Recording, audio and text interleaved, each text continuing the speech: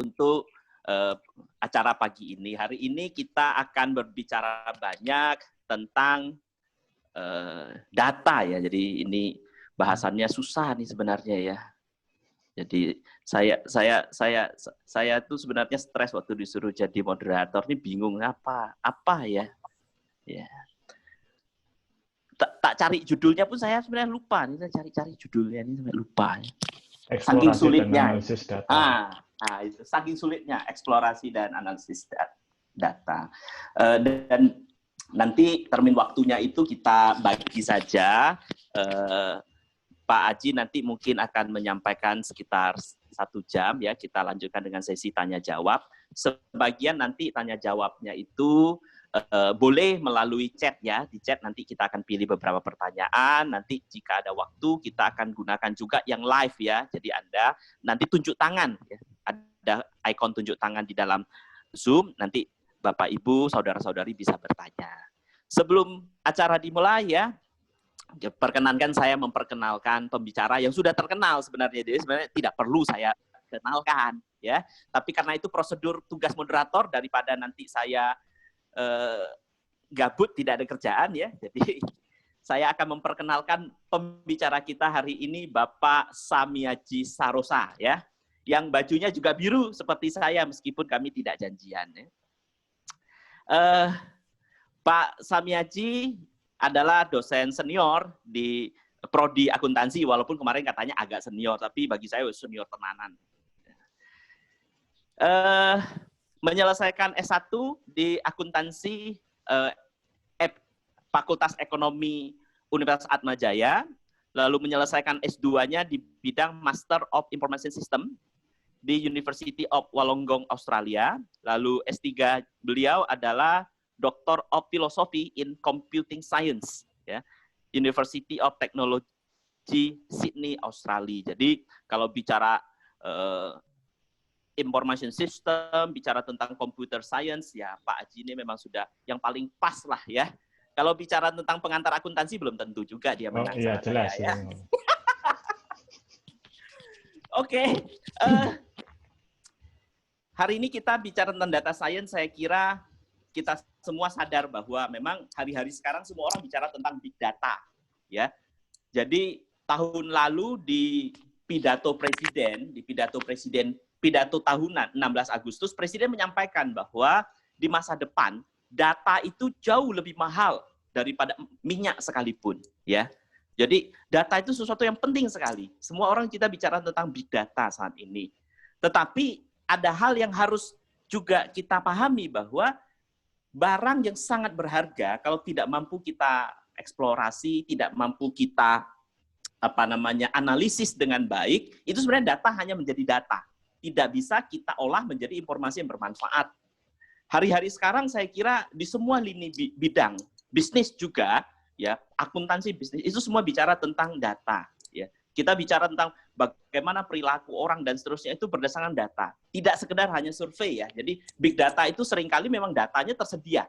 Tetapi problemnya adalah bagaimana kita menambang data itu, bagaimana kita nanti melakukan analisa, dan hari ini kita beruntung karena Pak Aji nanti akan sharing, ya, menjelaskan bagaimana cara-cara itu akan dilakukan, itu ya.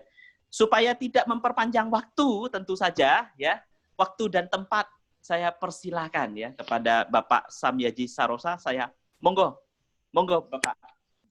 Baik, terima kasih Pak Tom. Ini saya akan share screen dulu ini. Jadi ini bahannya nanti di akhir acara, link atau tautan untuk mengunduh dan juga mengunduh materi ini akan saya sampaikan. Pak Tom juga sudah dapat, dan juga nanti tadi Pak Tom lupa, untuk kepentingan pencetakan e-sertifikat itu ada formulir nanti yang di bagian akhir, terutama untuk rekan-rekan mahasiswa, gitu ya. Nah, saya mau cerita dulu ini sebelum masuk ke materi utama, bahwa seminar ini sebetulnya tadinya ditujukan untuk internal prodi akuntansi ya, untuk istilahnya kalau di prodi itu seminar seton gitu ya, meskipun pelaksanaannya belum tentu Sabtu. Kemudian Bu Anas mengusulkan supaya mahasiswa juga dilibatkan karena ini juga akan bermanfaat. Nah, Eh, Judulnya memang eksplorasi dan analisis data gitu ya, tapi ini sebetulnya menjelaskan satu mata kuliah pilihan baru di pilar sistem informasi di program studi akuntansi di fakultas kita, yang sebetulnya intinya itu adalah terkenal dengan istilah kalau di pasaran itu namanya data science ya. Beberapa universitas di Indonesia sudah memiliki mata kuliah ini, diterjemahkan dalam bahasa Indonesia menjadi sains data, tapi kok saya merasa itu kurang tepat lah terjemahnya. Maka kemudian saya konsultasikan dengan beberapa orang yang ahli bahasa Indonesia dan muncul dengan istilah eksplorasi dan analisis data ini. Nah, latar belakangnya mengapa mata kuliah ini bisa muncul itu dimulai dari tahun lalu ketika kita mengadakan seminar prodi akuntansi untuk memperingati hari ulang tahun prodi akuntansi. Ya, di situ temanya kan adalah profesi akuntansi terancam oleh mesin, gitu kan. Banyak pekerjaan-pekerjaan di bidang akuntansi yang akan digantikan mesin. Kemudian 2 kali dalam 2 kesempatan yang berbeda, Bu Fitri dan Bu Neni ini pada waktu itu menyampaikan apa yang beliau berdua dapatkan dalam satu seminar mengenai pengajaran akuntansi di era revolusi industri 4.0.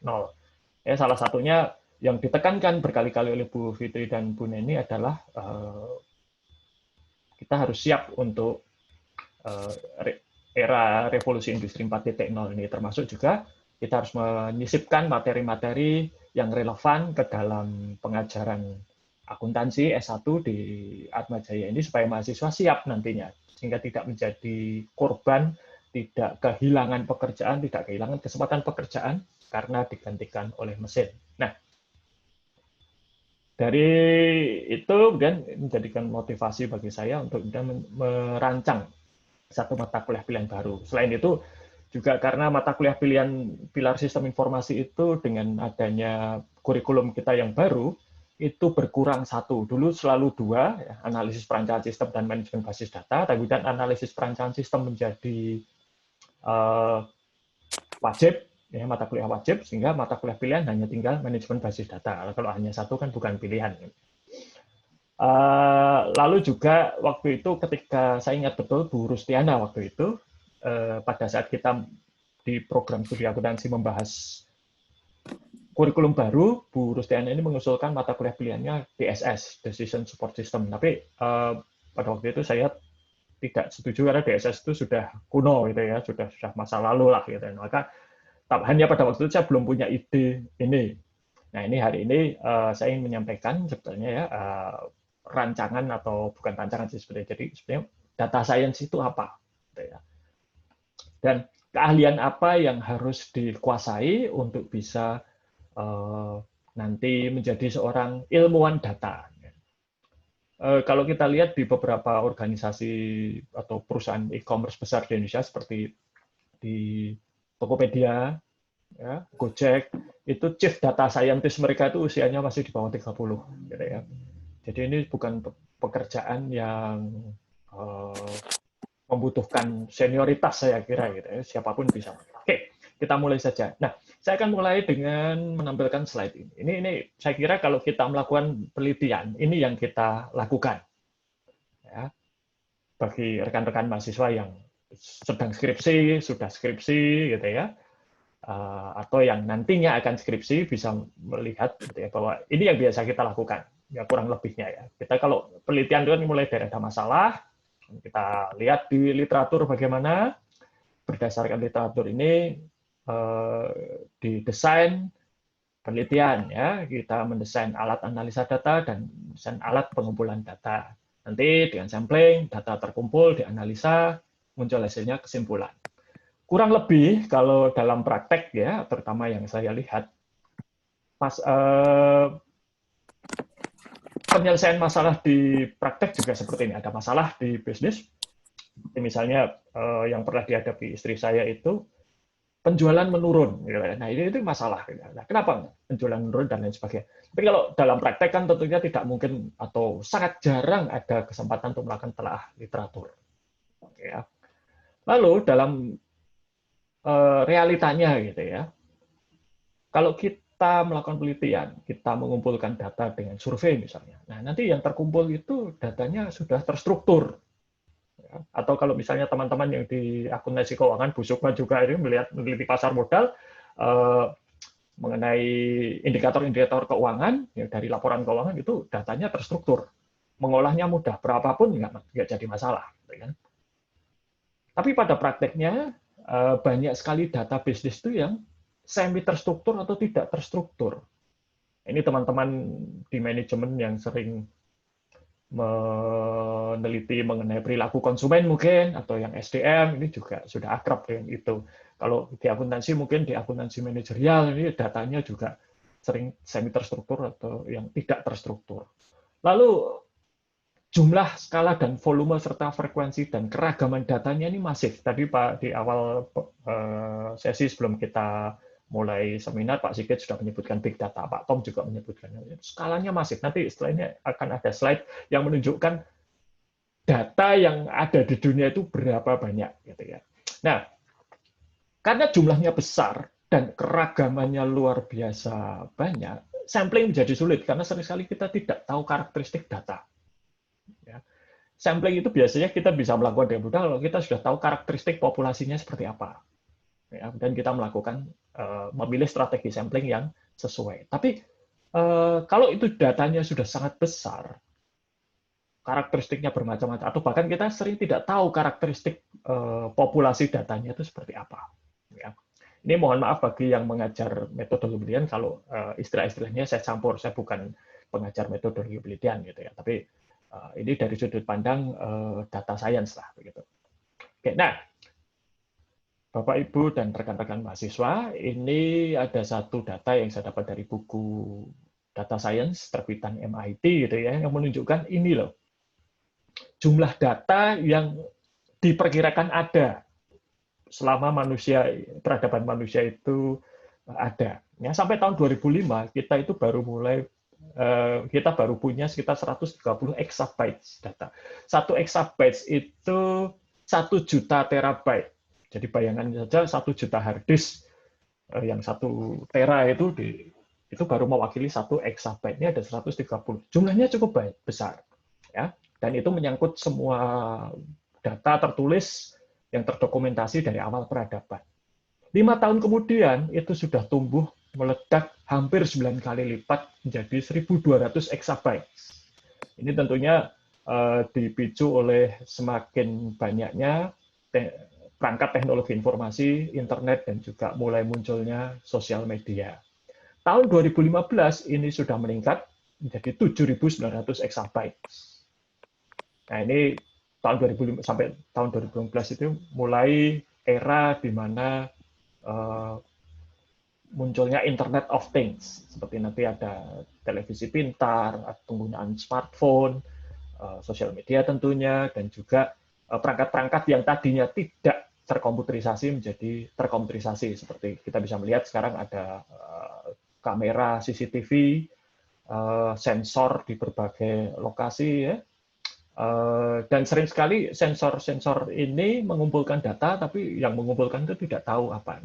Tahun 2015 ini kebetulan saya berkunjung ke alma mater saya, University of Technology Sydney, dan mengunjungi mantan pembimbing saya. Dan kebetulan waktu dia memamerkan gedung barunya. Ya, di gedung baru itu ini gedung pintar, penuh sensor, ya. Ada sensor suhu, sensor kelembapan, sensor jumlah manusia, cahaya, dan lain sebagainya. Dan semua data itu dikumpulkan. Yang jadi masalah adalah, lalu mau diapakan? Itu yang pada saat itu mereka belum tahu datanya mau diapakan. Idenya adalah smart building itu kita tidak perlu, misalnya masuk satu ruang kelas, kita tidak perlu pakai kunci, cukup mungkin pakai sidik jari atau tidak usah sidik jari, dengan muka kita saja kita bisa membuka pintu tersebut. Kemudian ketika masuk, cahaya, suhu, dan kelembapan itu diatur, disesuaikan dengan jumlah penghuni. Jadi misalnya satu ruang kapasitas 200, hanya diisi 20, maka setting air conditioning-nya, AC-nya, setting cahayanya disesuaikan dengan itu. Nah, itu idenya seperti itu. Tapi pada waktu itu belum. Nah, tahun ini ya itu diperkirakan jumlah data yang akan terkumpul dan disimpan itu mencapai 40.900 exabyte. Ini perkiraan ya, dan ini perkiraan ini dilakukan tahun lalu sebelum ada kondisi pandemi COVID-19 seperti sekarang. Kalau dengan memperhitungkan pandemi, dugaan saya akan lebih besar, mungkin mencapai 50.000 exabyte. Ya. Dan ini data yang jumlahnya sangat-sangat besar. Ya. Bayangkan saja, saya mengolah hasil survei tentang iPad itu respondennya sekitar 900, datanya itu 36 kolom. Itu saja mengolah data itu dengan Smart PLS butuh waktu 5 menit untuk bootstrapping. Ya, ini 40.900 exabyte ini berapa tahun ini? Ya. Nanti akan ada pembahasan itu. Oke. Nah, jadi ini yang masalah sering dihadapi. Ya, prakteknya datanya ini ada. Kebanyak perusahaan itu punya data. Dan ini kalau saya amati di akuntansi, terutama di pilar sistem informasi, fokusnya itu adalah bagaimana mengumpulkan dan merekam data ini. Tapi belum ada bagaimana memanfaatkan data ini. Dan data ini itu ada yang terstruktur, jelas ada yang tidak terstruktur, ada yang semi terstruktur. Dan sekarang ada kecenderungan perusahaan-perusahaan itu tidak hanya menggunakan data transaksi, tapi juga data interaksi. Jadi misalnya, kalau kita menggunakan Tokopedia, saya pakai contoh Tokopedia saja karena dari karya alumni Atmajaya gitu ya. Tokopedia itu begitu kita buka aplikasi Tokopedia atau mengunjungi situs Tokopedia melalui browser, itu sudah ada pencatatan. Ya. Catat masuk ke Tokopedia pakai aplikasi apa, hardware-nya apa, dari mana, jam berapa, ISP-nya apa. Jadi kalau kemarin ada ribut-ribut mengenai salah satu tokoh yang konon katanya datanya bocor, gitu ya, dibocorkan, yang tuduhannya itu dibocorkan operator telekomunikasi, ya itu mungkin. Tapi tidak usah dibocorkan saja, data itu dengan sukarela sering kita berikan. Ya, coba lihat berapa kali misalnya saya setiap pagi itu posting mengenai kopi di Facebook dan Instagram. Di situ dicatat sudah. Ya, saya posting apa, dari mana, dan seterusnya. Nah, seringkali kita tidak tahu data apa yang kita miliki dan apa insight atau wawasan gitu ya, informasi apa yang bisa kita gali dari data yang tersedia. Saya ingat betul dulu ketika saya masih awal jadi dosen ya sekitar tahun 2000-an itu saya berinteraksi dengan tim Renata Universitas yang membuat rencana strategis universitas. Pada waktu itu saya menemukan informasi yang digali oleh tim itu, ya, ada Pak Kosmargono, ada Pak Lukas Setiatmaja pada waktu itu. Ada satu fenomena di mana asal mahasiswa Atmajaya, terutama dari Bali. Ya, dulu itu katanya, gitu ya, menurut data, mahasiswa Atmajaya dari Bali itu berasal dari 3 kabupaten, Denpasar, Tabanan, dan Gianyar. Ya. Kalau Pak Pudo itu kan bukan dari Bali, toh, jadi tidak dihitung. Ternyata pada tahun 2000 itu ditemukan fakta bahwa mahasiswa Atmajaya ya belakangan itu hanya berasal dari Denpasar, yang dari Gianyar dan Tabanan sudah tidak ada, pada waktu itu ya, itu sudah tidak ada lagi. Nah, dan itu ternyata baru diketahui saat itu. Nah, informasi-informasi seperti inilah ya yang sering sekali tersembunyi di dalam data yang jumlahnya besar. Nah, maka kemudian muncul istilah big data itu ya, lalu ada dulu yang kalau zaman dulu ada data mining gitu ya. Nah, sekarang kemudian muncul ada istilah data science dan machine learning. Mau tidak mau, kita sebagai manusia itu punya keterbatasan untuk mengelola ini semua, untuk mengolah ini semua. Maka kita butuh bantuan teknologi untuk itu. Nah, berikutnya ini adalah data science itu apa? Gitu ya. Data science itu adalah sekumpulan prinsip, permasalahan, algoritma, dan proses untuk mengekstraksi informasi relevan dan penting dari data yang masif. Ya. Nah, sering sekali kalau kita lihat di sini, data itu kita nggak tahu ini polanya apa. Bandingkan dengan tadi slide kedua, di mana ada sampling dan lain sebagainya, ya saya sudah menunjukkan bentuk-bentuk gitu ya. seringkali kita tidak tahu di sini itu ada apa sih, apa yang bisa kita muncul. Atau kalau kita punya masalah di sini, cari di sini datanya di mana yang bisa membantu kita untuk memahami dan menyelesaikan masalah yang kita miliki di sini. Ini di mana datanya cari? Gampangannya begini saja lah. Kalau setiap kali kita akan ada visitasi, akreditasi atau apapun gitu ya, nanti pasti muncul permintaan data gitu ya. Atau yang kemarin saya alami, saya mengajukan kenaikan jabatan akademis, saya harus cari data kemana-mana gitu kan. Padahal data itu semuanya ada. Kalau Bapak Ibu dosen tentunya sudah akrab dengan LKD yang setiap semester kita, itu kan data. Bagi Bapak Ibu dosen yang diberi tugas untuk presentasi artikel di satu konferensi, ya, pasti berangkat membuat laporan, pulang juga membuat laporan. Dan itu data. Ya. Hanya saja data itu entah ada di mana, dan bagaimana cara itu bisa dimanfaatkan itu yang sering menjadi masalah. Lalu juga di luar organisasi ini juga banyak sekali data sebetulnya. Nanti akan saya jelaskan ketika menjelaskan mengenai bagaimana penggunaan data science ini. Nah, ada tadi istilah machine learning. Gitu ya. Machine learning itu adalah perancangan dan evaluasi algoritma untuk mengekstraksi data. Jadi karena kita tidak tahu data di sana itu ada apa saja, ya, maka kita bisa menugaskan komputer untuk mencari data-data dengan pola tertentu atau menemukan pola-pola tertentu. Ya. Kalau di akuntansi kemungkinan besar machine learning ini tidak akan diajarkan, ya, karena ini membutuhkan prasyarat yang cukup berat, yang bukan berat, prasyarat yang tidak mungkin dimasukkan ke dalam kurikulum di akuntansi. Data mining itu adalah analisa data terstruktur tapi dalam jumlah besar. Ya. Ini kalau kita melakukan analisa regresi, korelasi, chi-square, itu sebenarnya kita melakukan data mining. Ya. Nah, tujuan akhir itu adalah memperbaiki kualitas pembuatan keputusan dengan analisis data. Atau ini yang tahun 2013 di kalangan pemerintah Indonesia disebut sebagai data-driven decision making. Jadi membuat keputusan itu ada dasar datanya. Dan ini yang kemudian dimulai oleh Pak SBY. Gitu. Oke, nah kalau akan menjadi ilmuwan data, itu apa yang dibutuhkan? Ya. Nah, ini kita lihat ya, lingkaran-lingkaran ini itu adalah apa yang dibutuhkan, keahlian ataupun juga skills, pengetahuan apa yang dibutuhkan. Akan saya bahas satu persatu. Ya. Kita mulai dari pemahaman bidang tertentu.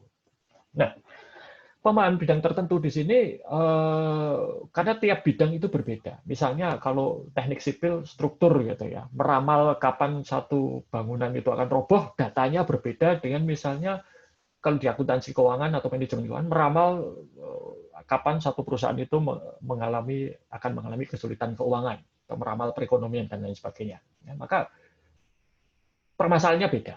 Data yang tersedia juga berbeda-beda. Ya. Konteks kebutuhan informasinya berbeda, tapi semuanya itu membutuhkan solusi berbasis data. Nah, ini pemahaman bidang tertentu. Nah, di sini sebetulnya kalau dalam konteks akuntansi, ini lulusan akuntansi nantinya itu harus memiliki keahlian memahami bidang akuntansi. Misalnya akan audit fraud. Kita harus paham fraud itu bagaimana. Mengaudit laporan keuangan, ya kita harus tahu bagaimana laporan keuangan itu dibuat.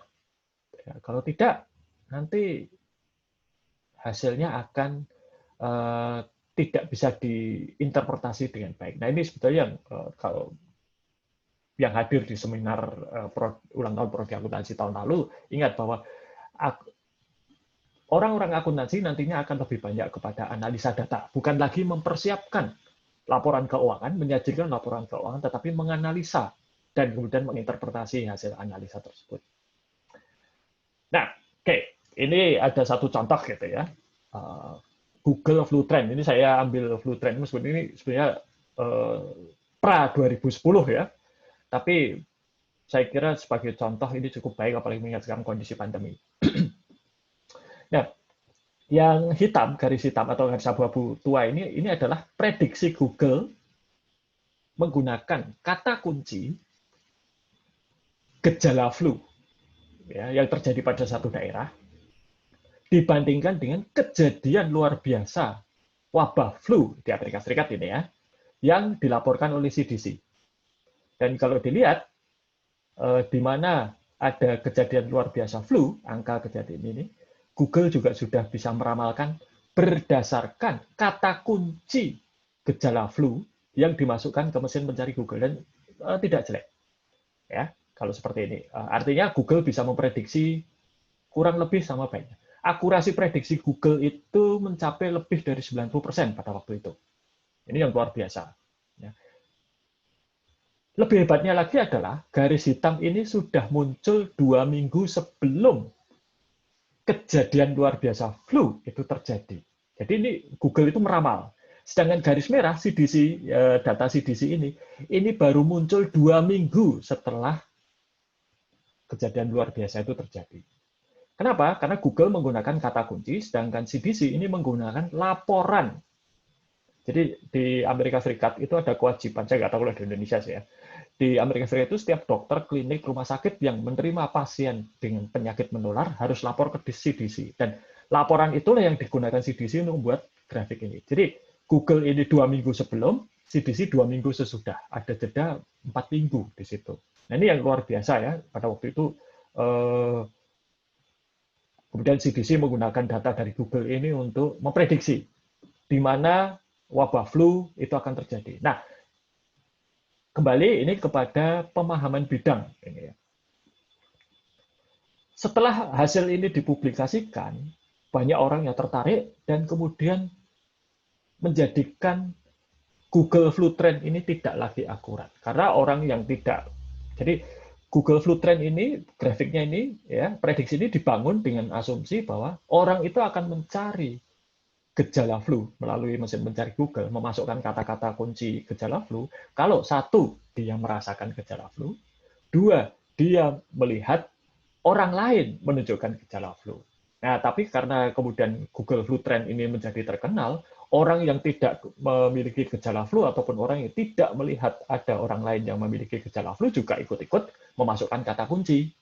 Sehingga prediksi Google Flu Trend ini menjadi tidak akurat lagi.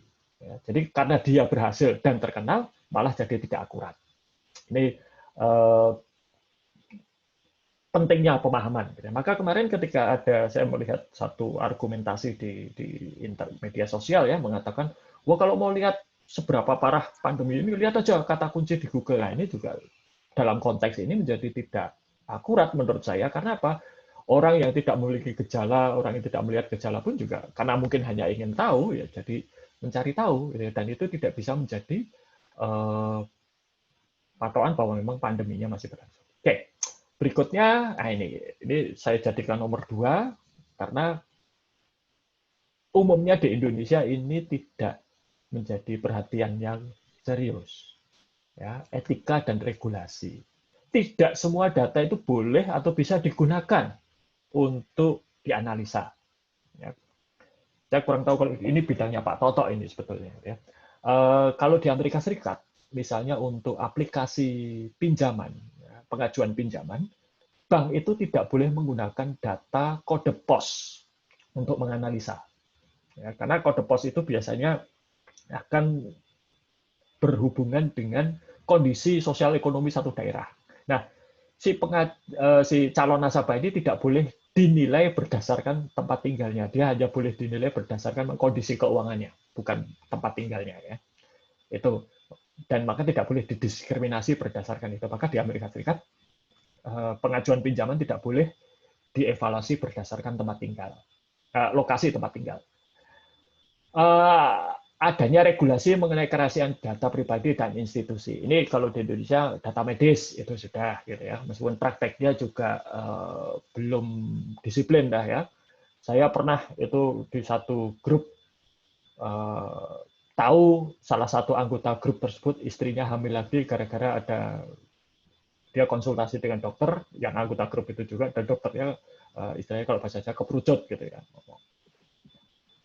Dan juga memahami implikasi hukum dan etika dari regulasi tersebut. Nah, di Indonesia itu kan ada, ya saya kira tidak hanya di Indonesia, banyak tempat juga ada regulasi ini yang tumpang tindih ya, dan saling bertentangan. Tapi yang jelas kita harus paham ketika data ini digunakan untuk menganalisa manusia misalnya, itu ada implikasinya, ada dampaknya, dan dampaknya itu bisa jadi negatif. Ini kalau di Amerika Serikat sering sekali algoritma untuk big data itu bias gender, bias ras gitu ya. Amazon itu pernah menggunakan artificial intelligence untuk membuat penjadwalan kerja karyawan. Dampaknya semua karya, karena saya nggak tahu apakah yang membuat itu pria atau enggak, tapi itu punya bias gender. Dampaknya semua karyawan wanita itu pangkatnya diturunkan dan jadwalnya dikurangi. Nah ini tanpa contoh yang lain yang ketika saya pelajari, ya, ketika saya belajar data science ini adalah mengenai kondisi medis. Jadi orang diramal kemungkinan dia akan mengalami penyakit diabetes, ya, berdasarkan kondisi medis tertentu. Nah, tapi kemudian itu ya, dipertanyakan karena ternyata kondisi medisnya itu pada orang-orang kulit putih. Ya, orang-orang non kulit putih itu memiliki mekanisme metabolisme yang berbeda, sehingga indikator-indikator medis orang kulit putih tidak bisa dijadikan indikator untuk meramal seseorang akan diabetes kalau dia bukan orang kulit putih, ya, dietnya dan lain sebagainya. Nah, itu salah satu contoh saja, gitu ya, implikasi hukum dan etikanya. Oke. Dan basis data. Nah, kalau ini di akuntansi diajarkan, ya, mulai dari SIA, SIM, dan juga ada satu mata kuliah khusus pilihan manajemen basis data. Jadi basis data ini dibutuhkan karena ini memang ya teknologi dasarnya itu adalah software manajemen basis data. Mengumpulkan data sekian banyak itu kita butuh teknologi, ya. Kita perlu memahami cara mengambil, memformat, dan membersihkan. Nah, terus terang kalau yang ada di mata kuliah pilihan di akuntansi itu adalah pada cara menangkap data dan merekamnya, ya, serta mengelola, tapi belum pada memformat dan membersihkan data, verifikasi data, validasi data dari ini belum. Ya. Ini nanti yang saya rancang akan ada di mata kuliah baru. Dan ini perlu pengetahuan dasar ya, untuk mengelola data dalam skala besar. Datanya tadi ribuan exabyte tadi. Ya. Dan high performance computing. Kalau datanya sudah besar, ya berarti kita butuh kekuatan komputasi yang besar juga. Ya. Ketika saya bekerja sama dengan lembaga kebijakan pengadaan barang dan jasa, mereka itu baru saja waktu itu saya bantu untuk membeli perangkat keras untuk data warehouse, ya, jadi untuk menganalisa data. Itu servernya saja RAM-nya 1 terabyte, itu baru RAM, ya, memorinya saja 1 terabyte, hard disk-nya besar sekali. Dan itu juga kalau untuk ini, ya, big data itu termasuk mesin yang kecil. Harganya tidak sampai $100.000 pada waktu itu. Ya. Lalu juga kita perlu teknik dan alat khusus, tadi ada artificial intelligence, machine learning, nanti yang akan saya jelaskan. Ya. Maka ini high performance. Ini perlu, tapi mungkin kalau di akuntansi hanya cukup mengetahui saja, ya, tidak perlu sampai benar-benar menguasai. Nanti kalau menguasai, teman-teman di informatika kehilangan pekerjaan, jadi masalah lagi. Oke, lalu ini yang sering sekali kemudian menjadi sarana mudah untuk dipelajari, itu adalah visualisasi data. Jadi kalau data sudah ada, sudah kita olah, disajikan, itu visualisasinya bagaimana. Kalau di akuntansi menyajikan laporan keuangan, ya caranya seperti itu, sudah ada standarnya. Tapi bukan berarti lalu kita tidak bisa membuatnya menjadi satu visual. Ini contoh saja ya, beberapa visualisasi data itu kan kita paling-paling pakai apa sih? Pakai chart, gitu ya. Bar chart, pie chart, pakai grafik di Excel ya. Tapi ternyata kalau kreatif itu juga bisa banyak metode. Ini contoh ya. Ini data kekeringan di Amerika Serikat selama 5 tahun. Ya. Di mana semakin gelap itu semakin parah. Ya. Dan bisa dilihat, itu kalau saya tidak salah, ini mungkin Bu Pratiwi, siapa yang pernah ke Amerika bisa mengkoreksi. Ini daerah California, Arizona itu ada di sini kalau saya tidak salah. Ini kekeringannya parah, ya, tapi yang di sini tidak terlalu. Saya ada satu website yang saya jadikan acuan, namanya visualcinnamon.com. Nah ini dia punya banyak sekali grafik. Ini contoh, ya. ini disewa oleh New York Times kalau saya tidak salah. Orangnya yang punya situs itu disewa untuk menunjukkan pengunjung situs New York Times itu berasal dari mana. Apakah dia dari situs lain atau dari sosial media, ya, lokasinya dan lain sebagainya. Ini bisa ditampilkan seperti ini. Perkara apakah ini mudah dipahami atau tidak itu sudah lain lagi, gitu ya. Saya agak bingung juga melihat ini sebetulnya. Kemudian, ini deportasi di Uni Eropa. Jadi yang kasus-kasus deportasi dari Uni Eropa itu sebetulnya dari mana asalnya? Gitu ya. Kita bisa melihat di sini. Ya. Banyak yang dari Eropa Timur misalnya, kemudian dari Afrika, ini banyak sekali kan. Dari Afrika ini ke Spanyol itu dekat sekali. Ya. Kemudian dari Amerika Selatan, ternyata juga Amerika Tengah dan Amerika Selatan juga ada. Gitu ya. Tapi mayoritas itu dari Eropa Timur, dan Afrika. Indonesia tidak kelihatan karena Indonesia ada di sebelah sini. Lalu ini data yang cukup bagus ya, bentuknya bagus gitu. Saya tertarik karena ini ternyata adalah orang itu kalau ganti HP dari satu merek itu biasanya kemudian ke merek apa? Ya, misal dari Apple ganti ke merek apa? Ya, dari Huawei ganti ke merek apa? Ini divisualisasikan seperti ini. Jadi visualisasi data itu bukan sesuatu yang teknis sulit dipelajari, ya, tapi ini memang butuh kreativitas. Ya. Oke, nah ini statistika dan probabilitas maupun juga machine learning. Karena kita berurusan dengan data, dengan populasi data yang besar, kita mau tidak mau pasti butuh statistika dan probabilitas, dan kita butuh machine learning. Machine learning itu kita akan menggunakan teknologi machine learning ini untuk mereka menelusuri data ini dan menemukan pola. Apakah ada anomali atau tidak. Ya. Nah, machine learning ini menggunakan statistika dan probabilitas untuk ya mencari pola tadi. Maka machine learning ini begini, sering sekali ada kesalahan, salah paham ya bahwa data science ini kasih data apa saja nanti mereka bisa secara ajaib gitu ya memunculkan informasi. Enggak, kita harus tahu dulu ke sini itu apa yang akan dicari. Nah, maka dengan itu kemudian pola apa yang akan ditemukan itu diprogram ke machine learning ini supaya machine learning nanti bisa mencari pola tersebut di data dan muncul ada atau tidak. Ya. Dan ini nanti sifatnya iteratif. Ya, kalau ternyata sekali diluncurkan nggak ada hasil yang memuaskan, ya harus diulangi ya, dengan model yang berbeda. Nah, dan komunikasi dan presentasi kalau ini kita sudah di Fakultas Ekonomi sudah ada ini, FPE sudah ada dengan komunikasi bisnis ya, bahwa informasi dan wawasan yang diperoleh dari analisis data itu perlu dikomunikasikan kepada pengguna. Ya, perlu kalian komunikasi yang baik. Karena apa? Tidak semua informasi yang diperoleh itu menyenangkan. Ya. Dan informasi yang tidak menyenangkan ini harus disampaikan juga, ya. Tentunya menyesuaikan dengan pengguna, disesuaikan dengan konteks organisasi juga.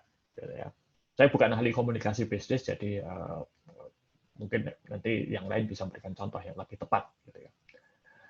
Nah, lalu kalau di mata kuliah yang saya rancang tadi, ya, apa alurnya? Nah, ini alurnya itu tidak alur sebetulnya, tetapi sebenarnya ada komponen-komponen pembelajaran yang, komponen-komponen yang bisa dipelajari. Saya membaginya menjadi 4, yaitu ada visualisasi data dan informasi, persiapan data, pemodelan, dan komunikasi dan presentasi. Nah, yang paling mudah dan pertama kali diajarkan dalam banyak kursus data science itu biasanya adalah ini. Ya, visualisasi data. Ini yang paling sederhana kita pakai Microsoft Excel. Ada data, lalu kita visualisasikan dalam bentuk grafis, gitu ya, itu bisa. Dan ada banyak yang lain juga. Bu Neni dulu pernah menyebut dalam presentasinya Power BI, ya, lalu ada Tableau. KPP itu ingat saya untuk data warehouse mereka menggunakan Tableau ini untuk visualisasi data.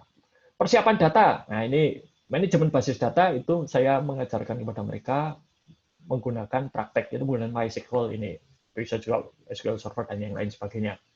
Ini sudah ada komponen. Ini saya kira Kompis juga sudah ada, diajari Excel, belajar Excel bisa, ya. Dan pemodelan, nah ini dulu ketika terus terang ya, ketika Bu Fitri dan Bu Neni presentasi mengenai pembelajaran akuntansi di era revolusi industri 4.0, saya tuh skeptis karena menurut saya yang namanya data science itu sebetulnya adalah statistik pakai steroid gitu ya. Tapi ternyata memang ada hal-hal yang tidak ya saya salah lah gitu ya. Ya, statistik itu penting sekali di dalam data science karena kita berurusan dengan data yang jumlahnya besar, statistik ekonometri itu penting. Nah, kita di sini sudah akrab dengan SPSS saya kira. Ya. Lalu ada alternatif R, ini yang teman-teman R ini yang gratisan gitu ya, open source, ada Python dan ada SAS. Kalau SAS ini yang mahal sekali. Ini yang di Indonesia setahu saya salah satu yang dulu menggunakan itu adalah Bappenas, tapi itu pun dengan menggunakan dana hibah dari luar negeri. Begitu hibahnya habis ya SAS-nya nggak bisa diperpanjang lisensinya. Dan kemudian komunikasi dan presentasi hasil. Nah, ini komponen-komponen belajarnya. Alurnya bagaimana? Itu ada di silabus, saya juga agak lupa. Tapi keempat komponen ini itu diberikan. Ya. Dan ini sudah ada maka di mata kuliah yang saya rancang itu, saya memberikan prasyarat 2 SIM dan statistik. Ya, karena kalau statistiknya blong sama sekali, harus ngajari statistik dari nol ya susah juga ya, butuh 1 semester tersendiri untuk itu. Nah, aplikasinya sekarang. Ya, kalau dalam akuntansi apa? Akuntansi keuangan ya analisa kondisi keuangan, prediksi kondisi keuangan. Ya, saya bukan ahli di situ. Lalu ada auditing, ini audit forensik dengan Benford Law. Saya nggak tahu Bu Neni pernah tidak mendengar Benford Law. Benford Law itu adalah satu distribusi. Biasanya digunakan untuk melihat apakah satu tender itu pesertanya murni banyak peserta atau 10 peserta tapi sesungguhnya hanya 1. Gitu ya. Jadi pakai perusahaan-perusahaan bayangan. Gitu ya. Mungkin masih ingat dulu kasus pengadaan UPS di DKI Jakarta, di mana ketika ditelusuri alamat suppliernya itu toko fotokopi, ketika ditelusuri alamat suppliernya ternyata gudang kosong dan lain sebagainya. Nah, ini dengan Benford Law, dokumen tender, terutama penawaran tender itu bisa dilihat apakah itu dibuat murni oleh orang yang berbeda atau oleh satu orang yang sama. Sehingga kalau itu dibuat oleh jadi kalau dokumen-dokumen tender penawaran itu dimasukkan dalam rumus Benford Law ini dan dia masuk ke situ, kemungkinan besar itu adalah dokumen yang fraud gitu ya. Akuntansi manajerial di pengendalian biaya. Kemarin yang saya lihat itu misalnya untuk memprediksi kapan satu kendaraan misalnya itu harus ganti komponen. Ya. Pada waktu itu yang dipakai contoh kasus adalah perusahaan BASE dengan kampas rem. Ya. Kampas rem itu kan bisa dipakai, kok kampas rem? Ganti oli, ganti oli. Jadi ganti oli itu katakanlah setiap 10.000 km.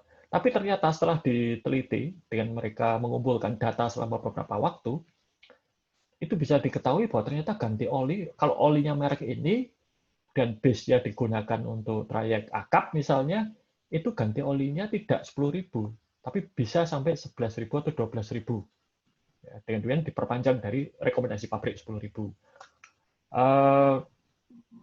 Itu ya. Dan kalau perpajakan atau keuangan daerah ini optimalisasi penerimaan tax tax amnesty itu sebetulnya adalah upaya pemerintah untuk mengumpulkan data dan kemudian setelah mengumpulkan data dianalisa bisa kelihatan ya. Misalnya Pak Tom itu punya investasi di mana saja, punya perusahaan berapa saja itu kelihatan. Ya, sehingga kalau bergerak sedikit bisa ketahuan. Ini untuk. Nah ini sektor publik. Ini yang dulu pada waktu saya bekerja di LKPP ini yang mereka sedang berupaya untuk menerapkan. Ini khusus pada waktu itu deteksi masalah pada pengadaan jasa pemerintah, tapi menggunakan sosial media. Dan ini modelnya mereka mengambil dari model Korea Selatan. Jadi misalnya pada waktu itu adalah ilustrasinya adalah jalan tol. Pemerintah membangun jalan tol, ada pengadaan barang dan jasa kan di situ. Kemudian ketika jalan tol ini diresmikan, biasanya kan kualitas hasil kerjanya itu kalau yang secara tradisional adalah dengan cara ada pengawasnya, ada pemeriksanya. Nah, biasanya pengawas pemeriksaan mengatakan baik, gitu kan, nggak ada masalah. Tapi ternyata bermasalah jalan tolnya, entah itu kualitasnya jelek, berlubang atau apa, dan itu baru ketahuan nanti tapi tidak dari aduan masyarakat, tapi dari apa? Sosial media. Masyarakat lewat jalan tol berlubang atau bergelombang atau mengeluh di sosial media. Nah, ini yang diharapkan oleh LKPP, mereka akan punya satu alat untuk mengambil keluhan-keluhan ini, dan kemudian nanti akan dijadikan bahan evaluasi pada pengadaan barang dan jasa pemerintah tersebut. Model yang sama dulu juga saya terlibat di tahun 2014-2015, itu dengan alma mater saya, Universitas Bolonggong. Jadi Bolonggong pada waktu itu punya kerjasama dengan pemerintah DKI untuk mendeteksi atau memetakan banjir. Jadi kalau di Jakarta pada waktu itu, kalau banjir, orang kan bingung. Mau pulang kerja, mana yang nggak banjir gitu kan. Ya, maka kemudian dibuat satu alat gitu ya, namanya peta banjir Jakarta, itu dengan mengambil data dari Twitter. Jadi kalau diharapkan orang-orang yang ada di Jakarta kalau lihat banjir, lapor. Banjir gitu kan, dengan hashtag banjir. Nah, nanti kemudian diambil oleh software peta Jakarta ini, dan ditampilkan dalam peta. Semakin banyak orang yang nge-tweet banjir di satu lokasi, maka semakin parah banjir di situ. Kira-kira seperti itu. Ya. Dan saya pada waktu itu tugas saya adalah membersihkan data. Karena data tweetnya itu ya yang namanya sosial media ya, ada orang dari Semarang nge-tweet tentang banjir di Semarang, tapi lapornya ke peta banjir Jakarta tersebut. Ada yang iseng nulis, wah banjir kenangan, banjir air mata, gitu ya. Ya itu oleh mesin ditangkap, ya, karena ada kata-kata banjirnya. Gitu ya. Tapi setelah dibersihkan ternyata itu nggak bisa dianalisa. Nah, tugas saya pada waktu itu adalah menandai tweet-tweet mana saja yang tidak bisa dipakai, karena itu bukan tweet mengenai banjir Jakarta. Ini bagian dari machine learning. Jadi melatih mesinnya peta Jakarta itu untuk bisa mengenali tweet mana yang benar-benar melaporkan banjir, bukan orang iseng. Sayangnya, karena pada waktu itu Pak Basuki Cahayapurnama bekerja keras, banjir di Jakarta berkurang, ya, dan bisa terkendali dengan baik, sehingga peta banjir Jakarta pada waktu itu nggak punya pekerjaan, dan ya bubar proyeknya gitu ya. Saya pada waktu itu dilematis juga, di satu sisi ya berkeluh kesah karena pekerjaan saya hilang gitu ya, tapi di sisi yang lain juga senang karena banjir Jakarta menjadi tidak parah ya. Pada waktu itu saya masih sering pulang pergi ke Jakarta tiap minggu. Oke, nah kalau kita lihat gitu ya di dalam pelaksanaannya, ini yang terjadi sebetulnya di dalam alur kerja data science. Ya, pertama, kita punya data mentah. Ini. Ada sistem akuntansi, sistem informasi akuntansi, ya, program software akuntansi, ada dokumen-dokumen bisnis, invoice misalnya, lalu ini internet banking, dokumen-dokumen Excel, gitu ya, sosial media, dokumen dari pihak ketiga misalnya kita ngirim, ya, atau dari sistem yang lain dari perbankan dan sebagainya. Nah, data-data ini melalui proses namanya ETL, extract, transform, load, itu kemudian dimasukkan dalam basis data khusus. Biasanya dalam perusahaan besar, basis data yang ini itu terpisah dari basis data untuk transaksi. Ini yang sering disebut sebagai analytic system, sedangkan yang di sini disebut sebagai transaction system. Jadi terpisah, karena ini berat sekali, jumlah datanya besar dan analisanya juga berat, sehingga harus dipisah, supaya tidak mengganggu transaksi yang ada di sini. Ya. Nah, ini dibersihkan datanya, ditransformasi, ya. Kemudian nanti dilakukan analisa dan visualisasi untuk nanti bisa mendapat insight atau wawasan apa sesungguhnya yang ada di dalam sini. Misalnya, ya, kalau kirim pakai ini, gitu ya, kurir yang ini itu biayanya lebih murah dengan akurasi berapa persen misalnya, keterlambatan berapa persen. Kalau bayar pakai ini ternyata menaikkan omset, tapi kalau bayar pakai yang lain tidak, dan seterusnya. Ini adalah wawasan-wawasan yang bisa diambil di dalam alur kerja ini. Nah, sebagai contoh ya, Bapak, Ibu, dan rekan-rekan mahasiswa, Telkomsel itu melakukan ini semua itu setiap jam. Ya, setiap jam. Jadi setiap jam, sistem Telkomsel itu kan mengambil data dari semua sistem transaksi mereka, dibersihkan, dimasukkan ke sini, dianalisa, dan ditampilkan ke komputer display milik direktur utamanya. Nah, data yang diambil setiap jam itu berkisar antara kalau dimasukkan tabel ya itu 3 miliar baris. Nah, saya nggak tahu kalau Bapak Ibu dosen dan rekan-rekan mahasiswa kalau pernah mengolah data statistik itu berapa baris paling banyak, gitu kan? Saya paling banyak nggak sampai 1.000. Ini 3 miliar diolah, ya diambil, dibersihkan, diolah, dianalisa, dan ditampilkan. Nah, dari mengambil sampai tampil itu standarnya adalah 5 detik. Tapi biasanya rata-rata mulai dari mengambil, membersihkan, mengolah sampai tampil itu kurang dari 4 detik. Jadi bisa dibayangkan, ya 3 miliar baris data. Ya, betapa besar. Dan ya kalau sudah seperti ini, lalu apa pekerjaannya? Gitu, orang akuntansi, gitu. Orang akuntansi kan ada di sini, menganalisa, gitu kan. Dan data yang muncul di sini itu sifatnya dinamis, berubah-ubah. Kita nggak tahu misalnya katakanlah GoPay misalnya. Mereka mengubah proses mereka mengubah bisnis mereka. Dan itu kan pasti berpengaruh terhadap data yang dikumpulkan. Nah, maka bisa jadi analisa model yang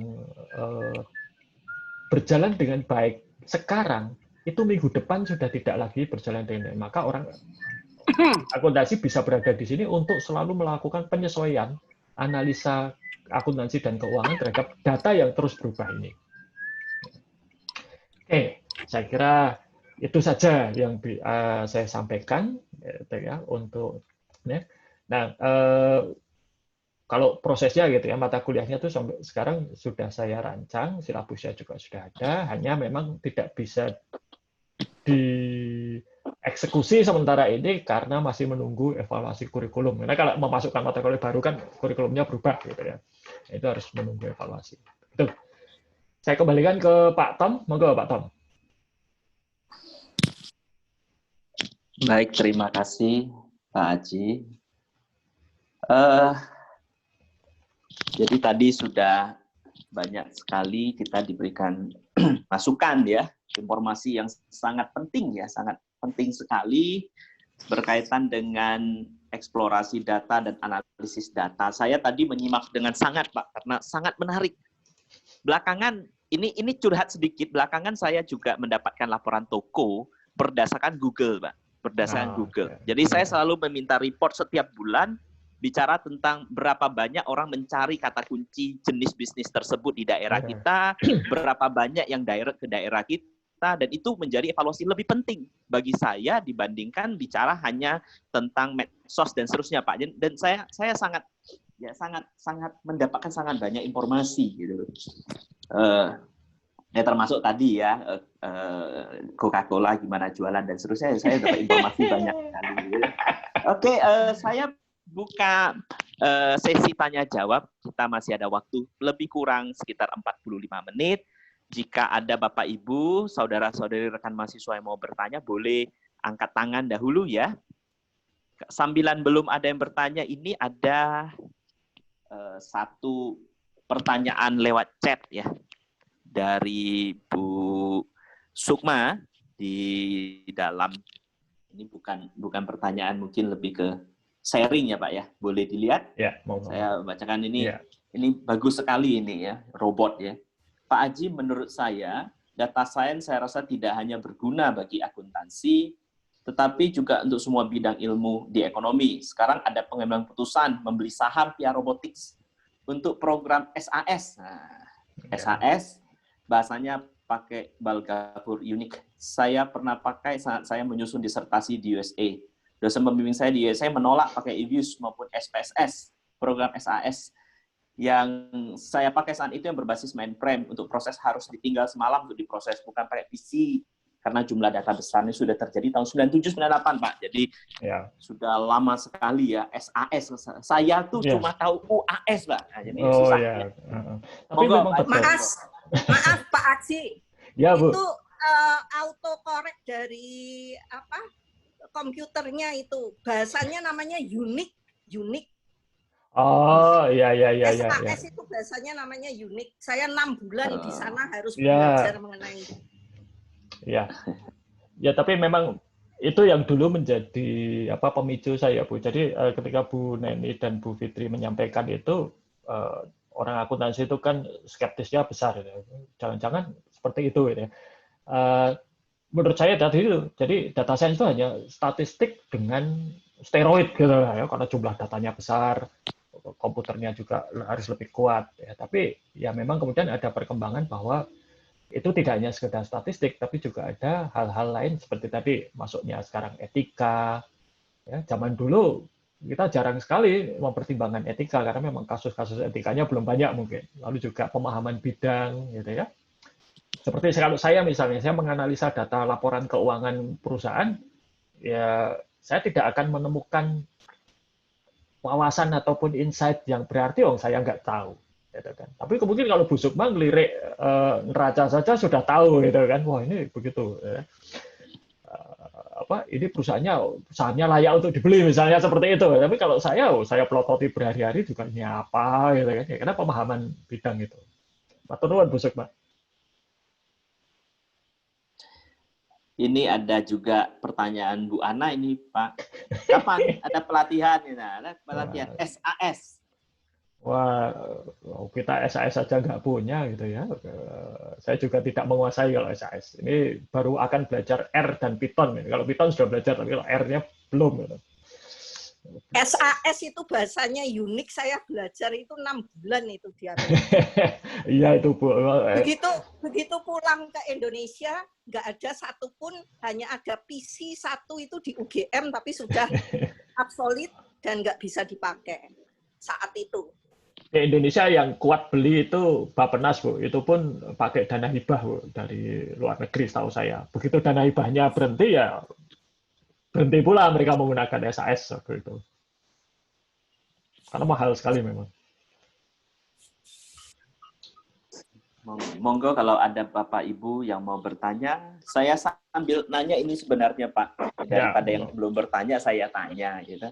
Kalau untuk ini pertanyaan saya, kalau memang tidak bermutu, mohon maaf Pak, memang saya tidak tahu ya. Saya ingin tahu sebenarnya kalau untuk mendapatkan data itu kan ada yang open source, ada yang memang dari basis data perusahaan. Yeah. Kalau yang seperti Google Trend itu saya kira mungkin open source ya Pak ya. Yeah. Itu cara mengaksesnya itu kayak apa tuh Pak? Caranya itu. Oke. Ya ini dulu juga pernah saya tanya. Jadi sebelum saya bergabung dengan Peta Banjir Jakarta, itu saya tuh berusaha untuk scraping data Twitter gitu kan. Tapi setiap kali saya scraping itu hanya bisa mengumpulkan tidak sampai 50 tweet gitu kan. Saya bingung. Tapi begitu saya masuk ke Peta Banjir Jakarta, saya diberi data tweet itu sampai 3.000 baris waktu itu. Karena itu pun hanya sebagian, karena itu yang diizinkan untuk diberikan pada saya. Nah, ternyata memang data-data seperti data tweet, data dari Google itu dijual Pak sebetulnya. Tidak murni open source, itu data komersial lah gitu ya. Dan itu hanya akan diberikan kepada partner-partner mereka yang ya sudah punya kerjasama. Ya, kita bisa misalnya minta data ke Twitter, gitu ya, data apa itu boleh, selama memang itu sudah ada kerjasama. Karena ya tadi sudah disampaikan Pak Tom di awal kan, data itu komoditas, ya, itu jualan mereka, gitu ya. Gitu. Jadi kalau seperti Pak Tom itu dapat data bisnis dari Google, ya itu berarti kan Pak Tom mestinya kan tidak dapat data begitu saja kan, ada proses untuk bergabung dengan satu program mereka mestinya. Ya, Google Business biasanya harus ada Google Business namanya itu Pak. Ya, itu makanya. Tapi tidak bayar. Ya, tidak selalu bayar. Bayarnya itu tidak dengan uang, Pak. Kadang-kadang ya, kita ikut Facebook itu ada kompensasi yang lain. Data kepada mereka, betul. Monggo Bu Sukma, silakan. Pak Aji, menurut saya karena kita sudah di era IoT dan revolusi industri 4.0, malahan di dunia sudah masuk ke 4.5, itu mata kuliah ini harusnya terbuka, artinya eligible untuk siapapun yang tertarik, karena semua mata kuliah atau semua ilmu itu kan berbasisnya walaupun itu mungkin marketing, walaupun itu SDM, walaupun apalagi finance gitu ya, untuk menentukan ekspektasi ke depan, itu kan membutuhkan source data seperti itu. Nah, sehingga data science itu nanti kalau ada kurikulum baru, saya akan sarankan untuk di open. Open itu artinya apalagi dengan sekarang Merdeka Belajar dan blended learning, itu kan bisa siapapun yang merasa berguna atau akan membutuhkan data itu akan bisa mengakses atau belajar mengenai mata kuliah itu. Karena mau nggak mau, mata kuliah apapun itu semuanya akan berbasis pada IoT dan revolusi industri yang sekarang sudah 4.5, mungkin sebentar lagi 5 gitu ya. Saya rasa itu. Baik, Bu Sukma. Ya, saya setuju sih Bu, seperti itu. Hanya kan konteksnya ini pada waktu itu karena basis saya itu ada di prodi akuntansi ya. Saya hanya berani mengusulkan ini kepada Bu Ana. Saya nggak berani mengusulkan ini kepada misalnya Pak ISS atau Bu Deborah karena ya di luar domain saya kan begitu Bu. Tapi kalau akan misalnya dibuka gitu ya, setahu saya kan ada mata kuliah pilihan manajemen yang bisa diambil akuntansi. Demikian pula sebaliknya, saya kira itu juga tidak jadi masalah sih sebetulnya. Hanya saja memang kan dari masing-masing prodi masing-masing prodi itu ada kewenangan untuk menetapkan kurikulum ya, dan prodi akuntansi Enggak, tidak bisa ikut. kita berbicaranya bukan yang sekarang Pak Aji. Ya, ini kan blended learning, terus Merdeka Belajar itu kan justru 60% di institusi di prodinya sendiri, 40% bisa antar prodi, antar university, faculty, terus university dalam atau luar negeri. Jadi kan bisa seperti itu. Ini contoh mata kuliah saya besok semester depan itu akan juga diikuti karena online, masih sistem online kan, itu akan diikuti oleh orang-orang dari Aptik. Jadi di lingkungan Aptik. Terus saya katakan ke Bu Eli sebagai Kaprodi, mata kuliah saya terbuka, silahkan mau entah sistemnya bagaimana, sit-in atau mengambil atau apapun, karena yang direncanakan oleh Mas Menteri kan seperti itu begitu. Ya Bu, setuju Bu. Jadi itu memang kalau ini sebetulnya bisa dikatakan generik ya. Saya memang merancang mata kuliah ini itu dengan prasyarat satu. Yang utama itu sebetulnya adalah sudah lulus statistik, karena kalau tidak agak kerepotan karena memang cukup banyak statistik yang dipakai gitu ya. Ya karena tools. Ya Bu. Tapi memang ini kalau menurut saya ini bisa terbuka sih untuk mahasiswa semua. Akan saya usulkan Pak. Ya, matur nuwun Bu Sukma. Kalau saya kan yang usul saya tuh siapa sih saya tuh kayak gitu Bu. Saya usul ke Bu Anas diterima aja, saya udah seneng Bu. Siapa sih ya Sami Haji Sarosa? Oh gitu ya Pak. Pak Tom. Monggo Pak Sigit, Ya, Pak Haji. Ya Pak. Ini kan saya terus berpikir ini mengenai framework pola pikir ya. Pola pikir secara berpikir keilmuan tapi berbasis IT itu yang saya pikirkan itu. Jadi maka saya nggak tahu isi dari pengantar aplikasi komputer itu ya. Materi itu. Nah, apakah itu bukan hanya sekedar aplikasi komputernya, tapi sekarang kita ajak para mahasiswa itu berpikir berbasis IT tadi. Karena nanti ini kan framework-nya untuk big data itu kan ke sana Pak. Dengan bersumber pada atau berbasis pada IT. Nah ini daring ini sendiri kuliah juga sama. Sebenarnya kan ini belajar dengan berbasis IT.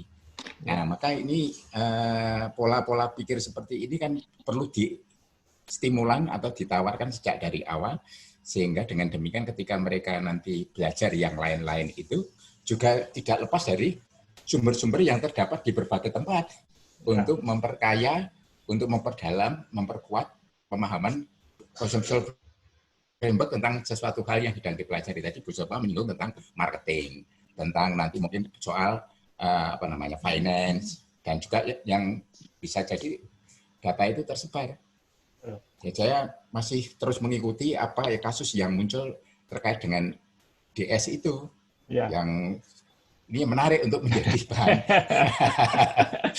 pemanasan bagi kita untuk data itu. Dan saya terus berpikir ini soal proteksi dan security system, Pak. Ya itu bagaimana ini dengan perilaku dan gaya kerja di Indonesia yang mempunyai kekhasan unik dengan tidak kurang peduli dengan saya maaf ini kurang pas kata-kata ini, kurang perhatian pada security system, tapi seolah-olah terus kemudian malah proteksi pada person gitu.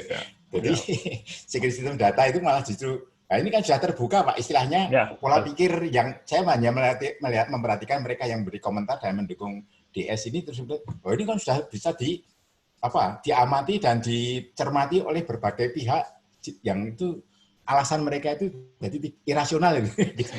Nah, ini kan berarti kan menunjukkan bahwa big data itu bukan sekedar informasi yang data yang luas, tapi di situ ada logical framework yang mulai cara berpikirnya itu berubah gitu loh, Pak. Ya, betul. Nah, itu ya saya pikir kan kita sebenarnya kan mengajak para mahasiswa nanti kan menuju ke sana itu situasi di masa depan yang lebih kontekstual dengan zaman mereka gitu. Terima kasih. Dulu tahun 2006 kalau saya nggak salah waktu Kaprodi Manajemen itu masih Pak Jarod, saya diminta untuk merevisi silabus pengantar aplikasi komputer dan sudah arahnya sudah ke sana, tapi itu sudah 14 tahun yang lalu Pak, dan saya sudah lama sekali juga tidak ngajar PAK, jadi saya tidak tahu seberapa besar porsi seperti tadi yang disampaikan Pak Sigit itu diajarkan dan diberikan kepada mahasiswa baru terutama. Nah, tapi menyangkut mengenai tadi yang disampaikan Pak Sigit gitu ya, memang sebetulnya kalau kita bicara mengenai security, apalagi security pada bidang teknologi informasi, itu permasalahan terbesar bukan pada teknologinya, tetapi lebih pada perilaku, behavior dari para penggunanya. Ini yang tidak peduli, tadi mungkin disampaikan, atau juga tidak tahu, ya kurang begitu memahami, sehingga perilakunya menjadi tidak secure gitu lah ya. Seperti misalnya contoh sederhana Pak, antivirus gitu ya. Kita itu kalau sudah pasang antivirus lalu merasa sudah aman, tapi padahal yang namanya antivirus itu kan harus terus diupdate. Bukan berarti kalau kita pakai antivirus lalu flash disk sembarangan, lalu download sembarangan bisa dilakukan, kan seperti itu juga tidak benar Pak. Jadi tapi perilaku seperti itu sering sekali terjadi dan itu ya jadi masalah gitu kan. Nih. Tapi memang sih sebetulnya ya kalau kita lihat tadi lupa saya sampaikan, ada satu bidang di big data itu yang analisa namanya non-obvious relationship awareness. Jadi sebenarnya ternyata ada data-data yang kalau dianalisa itu memberikan informasi yang sesungguhnya tersembunyi. Misalnya ini Pak, ini kasus yang terjadi di Amerika Serikat. Di Amerika Serikat kan sebagian besar kalau pangkalan militer itu rahasia lokasinya. Jadi tidak akan muncul di peta, tidak akan muncul di Gmap dan Google Map, Waze dan lain sebagainya. Jadi tidak orang tidak tahu. Nah, ada seorang wartawan itu berhasil menemukan lokasi satu markas rahasia milik militer Amerika Serikat itu bukan karena dia mencari tahu, tetapi karena dia mengamati data fitness. Jadi ternyata sebagian besar tentara yang berada di situ pakai jam tangan fitness itu Pak, seperti yang dipakai Pak Slamet itu ya, ada Miton gitu. Dan mereka mengunggah data olahraga mereka itu ke internet dan data itu terbuka untuk umum. Jadi ketika si wartawan ini iseng-iseng menganalisa data itu, dia melihat, loh ini kok track joggingnya kok muter-muter di sini, dan dia tahu mereka itu tentara. Ini kok tentara ini pada muter-muter di sini tuh ngapain? Padahal di situ tidak ada apa-apa. Maka dia menyimpulkan, oh di situ mesti ada markas militer, dan ternyata memang ada markas militer yang seharusnya rahasia. Tetapi rahasianya terbuka karena itu tadi ketidakhati-hatian mereka mengunggah data fitness. Kan dari kalau kita lihat sekilas kan tidak bisa dikaitkan dengan keberadaan markas rahasia Pak, gitu kan. Tapi setelah dianalisa dan melihat dibanding-bandingkan dengan data fitness, ya loh ini kok aneh gitu kan. Dan ini tadi dia memahami perilaku tentara gitu kan. Jadi tentara itu rutin olahraga dan mereka akan olahraga di sekitar markasnya kan begitu Pak. Nah itu satu analisa yang tadi di awal saya bicara mengenai etika tadi, implikasinya sering sekali tidak diketahui atau tidak diantisipasi dan tidak diperhatikan. Sehingga ternyata bisa gitu kan. Seperti kalau kita pakai Google Map itu kan kita dipetakan gitu kemana saja gitu. Maka Pak Tom ini hati-hati nih kalau bepergian, location-nya dimatikan saja, Pak. Oke, ini ada lagi di chat ada 3 pertanyaan Pak, tapi habis ini ya Pak Harsono angkat tangannya udah lama sekali. Oh iya. Ya, lihat. Monggo Pak Harsono, udah pegel ya kasihan, udah lama sekali. Baik, terima kasih. Selamat pagi Pak Nur, Pak Tomo dan Pak Samiaji. Selamat pagi. Saya ingin bertanya seperti ini.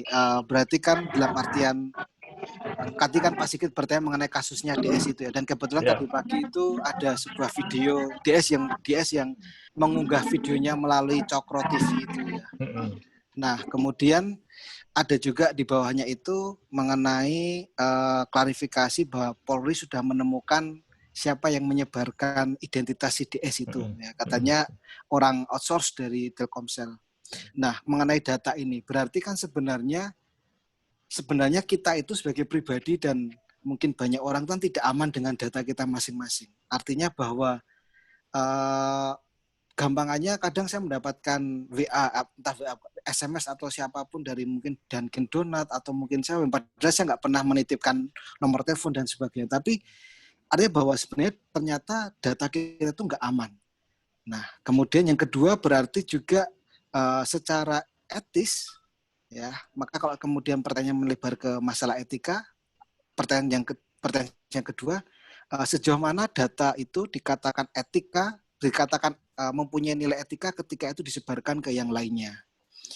Yang pertanyaan pertama, bagaimana membuat data itu menjadi aman sehingga data yang saya punyai, ya, tadi Pak Samir juga menceritakan bahwa seorang wartawan itu bisa menemukan markas tentara yang rahasia, berarti kan otomatis data kita tidak aman. Bagaimana kemudian membuat data kita itu aman? Ya, yang kedua, berarti kan itu menjadi persoalan etis. Kalau sekarang mulai berkembang cyber etik gitu ya. Nah, berarti sejauh mana data itu bisa dikatakan punya nilai etis ketika itu disebarkan ke yang lainnya? Itu, terima kasih. Baik, terima kasih Pak Arsono. Ini pertanyaan sulit ini. Dan kalau etika itu, ini harusnya jawab Pak Toto ini, yang ngajar etika bisnis. Baik, tapi coba begini Pak. Jadi kalau sepemahaman saya, masalah keamanan dan kerahasiaan data itu dimulai dari adanya payung regulasi terlebih dahulu. Ya. Dan permasalahan di Indonesia itu biasanya adalah regulasinya ada. Meskipun mungkin tidak sempurna, tidak lengkap. Tapi yang kemudian jadi masalah itu adalah pada penegakan regulasi tersebut. Ya. Artinya seperti misalnya perusahaan tidak boleh menjual data sembarangan gitu ya. Nah, seberapa jauh pemerintah mengawasi ini? Ya. Dan seberapa jauh misalnya pemerintah melindungi warga negaranya berdasarkan regulasi yang sudah dibuat. Ini masalah pertama ada di situ sebetulnya. Yang kedua tentunya kemudian adalah pada ya dengan teknologi itu kita bisa punya akses yang luas kepada semua data. Yang bahkan mungkin yang rahasia, dan itu godaannya besar sekali. Ya. Saya dulu pernah menjumpai kasus ada seorang administrator sistem suatu perusahaan besar, ya. Dia itu senangnya membukai email orang lain karena dia administratornya. Dan suatu ketika dia menemukan email dari direktur, ya, yang kepada bagian HRD meminta supaya si orang IT ini dipecat. Nah, dia lalu bingung. Kalau dia ngomong ketahuan kalau dia membongkar email, ya, tapi kalau nggak melawan nanti dia dipecat, ya serba salah. Nah, ya. Godaannya besar. Jadi ini kembali lagi kepada sebetulnya tidak hanya di bidang IT, di segala bidang, di akuntansi juga. Yang namanya etika itu kan mulai dari ada regulasi, ada kode etik, lalu ada juga SDM-nya gitu ya, pendidikan dan pelatihannya supaya mereka juga memiliki nilai-nilai etika yang baik. Nah, itu saya kira jawaban untuk pertanyaan Pak Arsono yang pertama ya. Yang kedua, bagaimana atau kapan satu data itu memiliki nilai etika? Ketika data itu menyangkut data pribadi dan privasi milik seseorang, itu sudah ada nilai-nilai etika yang harus dipatuhi dan dilaksanakan menurut saya. Dan masalahnya konsep privasi orang Indonesia itu berbeda dengan konsep privasi orang Barat. Jadi mungkin kita harus bisa menemukan konsep privasi Indonesia itu seperti apa. Ya, misalnya kalau ya kita, misalnya saya tanya, kalau kita di sini kan misalnya saya seperti Pak Tom itu ya, Pak Tom itu barusan istrinya melahirkan, pertanyaannya kan kapan ini punya adik gitu kan. Nah, itu kalau di Indonesia kan biasa, itu kalau di budaya lain mungkin tidak sopan gitu kan. Atau misalnya tanya agamanya apa, hal-hal seperti itu. Nah, atau gajinya berapa, itu sering juga ada pertanyaan itu, gajinya berapa sih ya itu. Nah, jadi kalau menurut saya memang nilai-nilai privasi di Indonesia itu berbeda, dan itu mungkin yang harus dirumuskan terlebih dahulu. Nah, tetapi tetap saja menurut saya ketika satu data itu sudah menyangkut data pribadi seseorang, maka ya aturan maupun juga kode etik terhadap data itu sudah harus mulai berlaku, gitu ya, dan tidak bisa sembarangan saja. Nah, tadi terkait dengan SMS itu, Pak, ya saya juga sering mendapatkan SMS seperti itu. Memang kita bisa curiga perusahaan besar itu bocor, tapi juga berapa banyak sih dari kita yang membocorkan itu sendiri. Misalnya kita beli pulsa. Beli pulsa itu kan biasanya dicatat di satu kertas gitu ya, nomornya. Nah, siapa yang bisa mencegah orang lain yang beli pulsa dan motret catatan itu, kemudian itu disalahgunakan gitu ya. Jadi kadang perilaku kita sendiri juga membuka peluang. Saya tidak menyalahkan sih ya, atau tidak menuduh, tapi sering perilaku kita sendiri itu membuka peluang. Jadi data diri kita terbuka pada orang lain. Ya, Facebook ya itu juga itu bahaya sekali itu, Facebook dan sosial media itu. Kalau kita sering share lokasi itu jadi tahu kan. Oh, Pak Tom itu kalau berangkat kerja lewat ini, kan, mampir ke sini dulu. Jadi kalau mau nyegat gampang kan begitu. Nah ini yang perlu disadari. Gitu ya. Saya kira gitu, Pak Arsono. Semoga menjawab apa yang ditanyakan. Baik, terima kasih Pak Samyaji. Monggo, ini yang di chat ada beberapa, mungkin bisa dijawab, Pak Haji. Saya bacakan atau Pak Haji baca sendiri? Oh, ini ada yang dari ini LD, ini siapa ini? LD, Pak. Ya. Oke, ini memilah mana data yang sesungguhnya dan data atau yang mana manipulasi atau dibuat-buat. Bisa. Dan itu tidak perlu IT sebetulnya. Jadi ini statistik gini. Data itu kalau natural, distribusinya berbeda dengan kalau data itu dibuat-buat. Ya. Jadi kalau misalnya ngisi survei, ngisi sendiri sampai 100 ya mesti capek. Pertama capek gitu ya. Kedua, nanti hasilnya pasti tidak natural. Maka konsep distribusi normal dan lain sebagainya itu bisa berguna di sini. Ya. Mungkin ini yang saya nggak tahu sih ya. Saya bukan orang statistik, tetapi kasus-kasus seperti ini itu kalau diangkat ke dalam mata kuliah statistik mungkin lebih menarik gitu ya. Daripada misalnya produksi susu berapa yang cacat ya, bayangkannya aja mungkin sulit ya. Tapi kalau misalnya kamu ngisi survei, kamu isi sendiri dengan dibandingkan kalau disebar secara benar, apakah ada bedanya misalnya seperti itu. Nah, ini bisa menarik untuk dijadikan kasus di statistik. Oke. Nah, banyak sekali software juga itu yang anti fraud itu yang menggunakan metode ini. Tadi saya sudah menyebut ada Penford Law salah satunya. Distribusi Penford itu bisa digunakan untuk melihat apakah terjadi fraud atau tidak. Fraud itu kan berarti datanya dibuat-buat. Dan kalau dibuat-buat ya jadi menjadi tidak normal gitu kan. Dan itu bisa kelihatan, ketahuan gitu ya.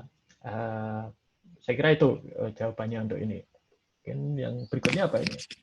Ini pertanyaan bagus, Pak. Rogerio Lopez. Apa keunggulan kompetitif kalau kita orang ekonomi belajar tentang data science, Pak? Wah, ini bagus.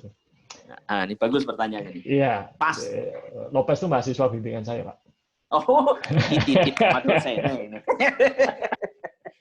Ini Baik, soalnya Lopez. sedikit iklan soalnya. Iya, baik Lopez. Jadi keunggulannya apa?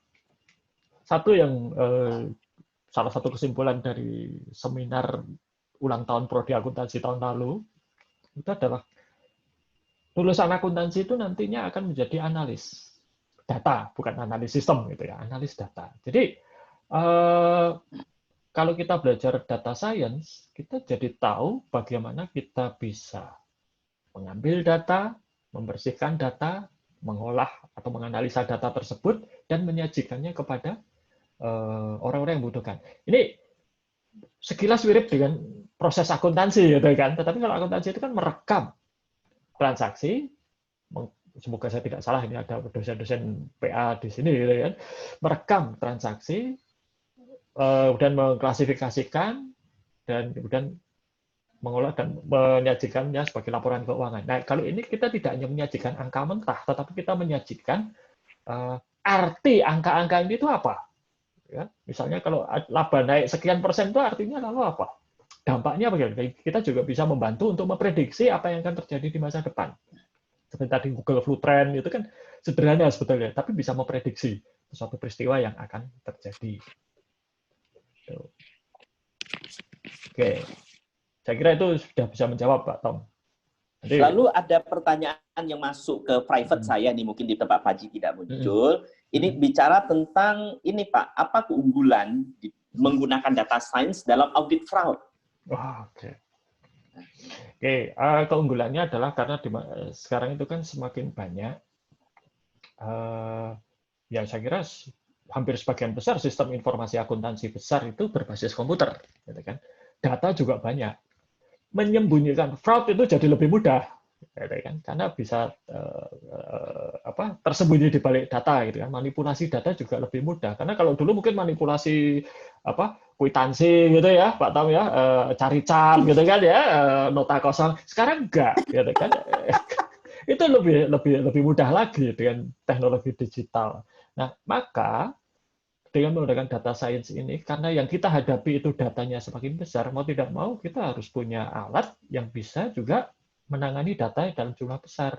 Ini saya kira teman-teman yang di pilar auditing setuju gitu ya, karena dan nantinya itu kan audit itu sudah otomatis gitu kan, begitu satu transaksi terjadi bisa langsung diaudit datanya, ini wajar atau tidak, ya.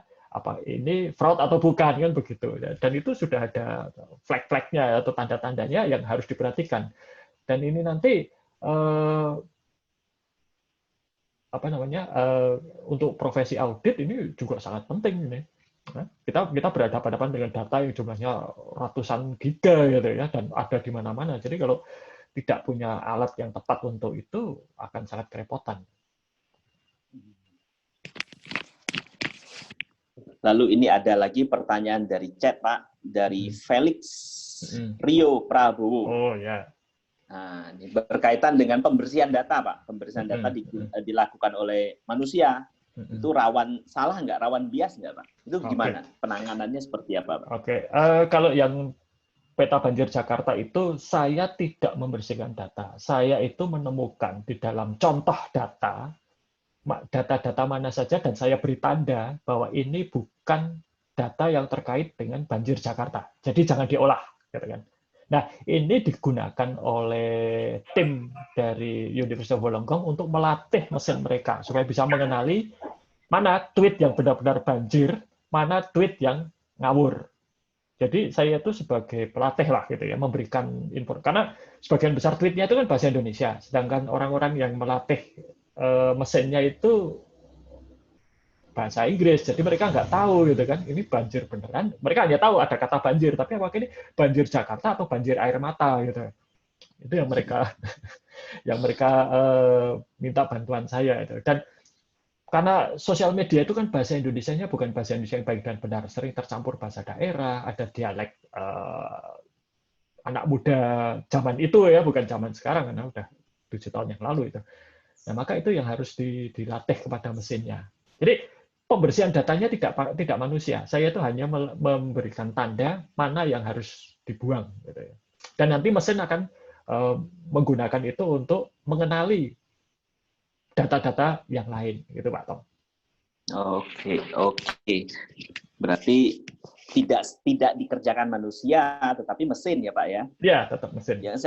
Yang saya heran karena ada masalah banjir air mata, kenapa Pak Haji harus diundang? Itu sebenarnya saya tadi statementnya banjir air mata melulu ya. Saya itu yang paling banyak, yang saya tandai yang paling sensasional. Dan kenapa saya diundang? Karena salah satu penelitinya itu mantan pembimbing saya Pak. Dan dia butuh tenaga ahli yang yang sukarela gitu lah. Mbak, yang terakhir boleh disensor, Pak. Oh, tapi ya aduh kok Pak, seperti saya tidak ada yang gratis kan. Surat perjanjiannya pada waktu itu digunakan untuk reakreditasi kok. Kerja sama internasional, Pak. Kalau boleh nanya nggak?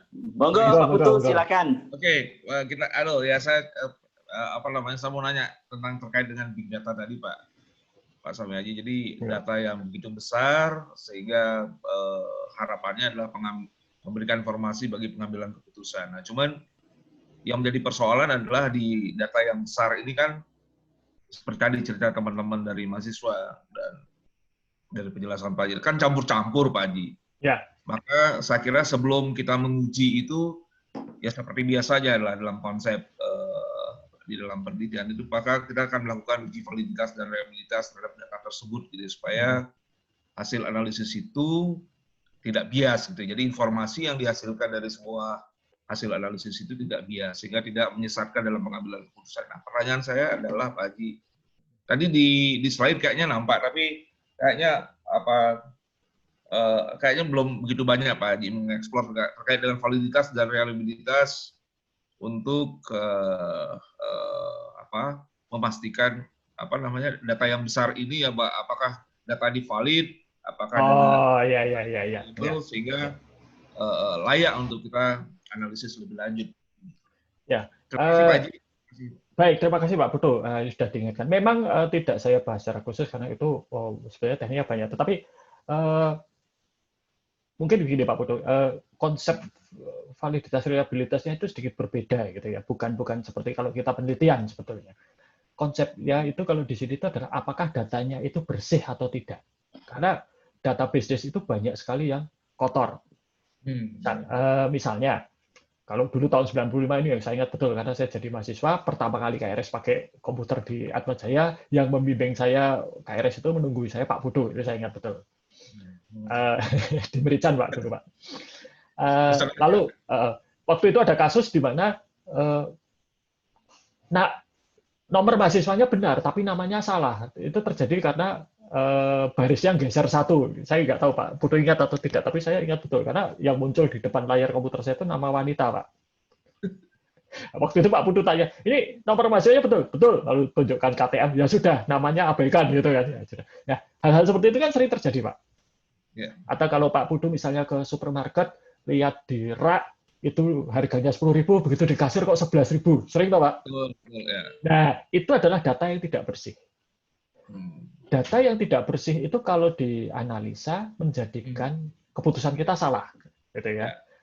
Apakah itu valid atau tidak? Ya, seperti saya katakan, konsepnya validitas itu agak berbeda dengan kalau penelitian, Pak.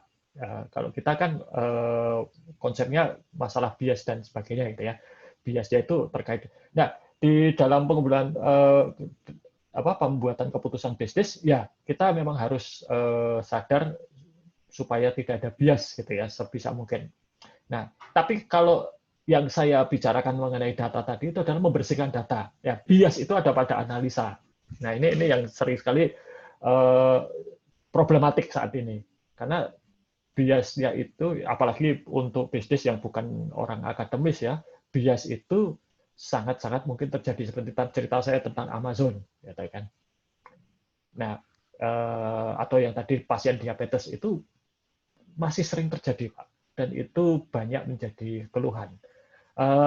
belum ada kesepakatan mengenai bagaimana supaya analisa ini tidak bias, kecuali bahwa yang melakukan analisa dan juga yang ngawasi analisa ini harus memiliki perspektif yang beragam. Itu saja sih sebetulnya yang selama ini dilakukan. Jadi kalau misalnya untuk tadi penjadwalan kerja, berarti yang melakukan analisa penjadwalan kerja ini ya, tidak boleh hanya pria saja, tapi juga wanita yang tentunya mewakili kepentingan kaum wanita dan pria yang mewakili kepentingan kaum pria. Jadi supaya ada perimbangan. Itu Pak Bodo. Tapi kalau data itu di dalam data science itu yang ada adalah data itu bersih atau tidak. Itu Pak. Tambahan satu Pak Haji. Monggo Pak Sigit. Itu juga yang sering kita hadapi ketika berhadapan dengan data yang tersaji di laporan keuangan. Ya. Laporan keuangan yang ada di Indonesia ini ada yang berbahasa Indonesia dan ada yang berbahasa Inggris. Tapi ganda. Nah, sekarang menjadi konsep penting adalah ketika bicara tentang ukuran laba. Nah, laba di akuntansi itu ada laba kotor, ada laba usaha, laba bersih yang disebut NPM atau net income bahasa Inggrisnya. Nah, seringkali bahasa Indonesia yang ada di dalam bahasa Indonesia itu tidak match betul dengan apa yang ada di bahasa Inggris. Sementara ketika kita misalnya saja mengikut ROA, itu katakan di situ laba bersih setelah pajak. Nah, ini laba bersih itu yang mana ini? Net income atau net profit income? Net profit margin, gitu. Nah, padahal yang dimaksudkan mungkin yang dimaksudkan laba bersih itu adalah net profit margin, bukan net income. Nah, ini kan berarti ukurannya nanti kan beda nanti. Nah, ini perlu ada pembersihan juga itu ya. Bentuk-bentuk pembersihan yang menyelaraskan dengan konsep yang mau kita gunakan, toh. Saya bayangannya seperti itu, Pak. Jadi seringkali kita ada data, tapi ketika melihat di laporan keuangan data ini benar nggak ukurannya ini. Kalau nggak benar kan kita harus membersihkan mana yang tidak masuk, mana yang masuk dan sebagainya itu. Itu yang skill pertama yang tadi dari lingkaran-lingkaran itu, Pak. Itu yang pertama kali saya tambahkan kan itu. Jadi kita harus memahami. Kalau seperti tadi saya sampaikan, kalau saya menganalisa laporan keuangan ya belum, karena saya nggak tahu. Ini tadi Pak Sigit menyebutkan laba, berbagai macam laba.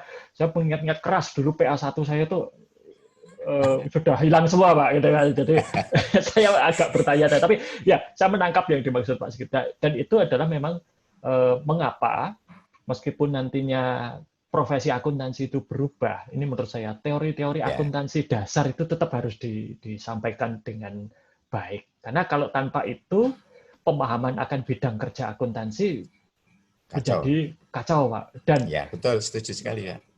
Sederhana ya, Pak. Saya pernah menemukan satu software akuntansi, Pak, yang sangat terkenal di Indonesia.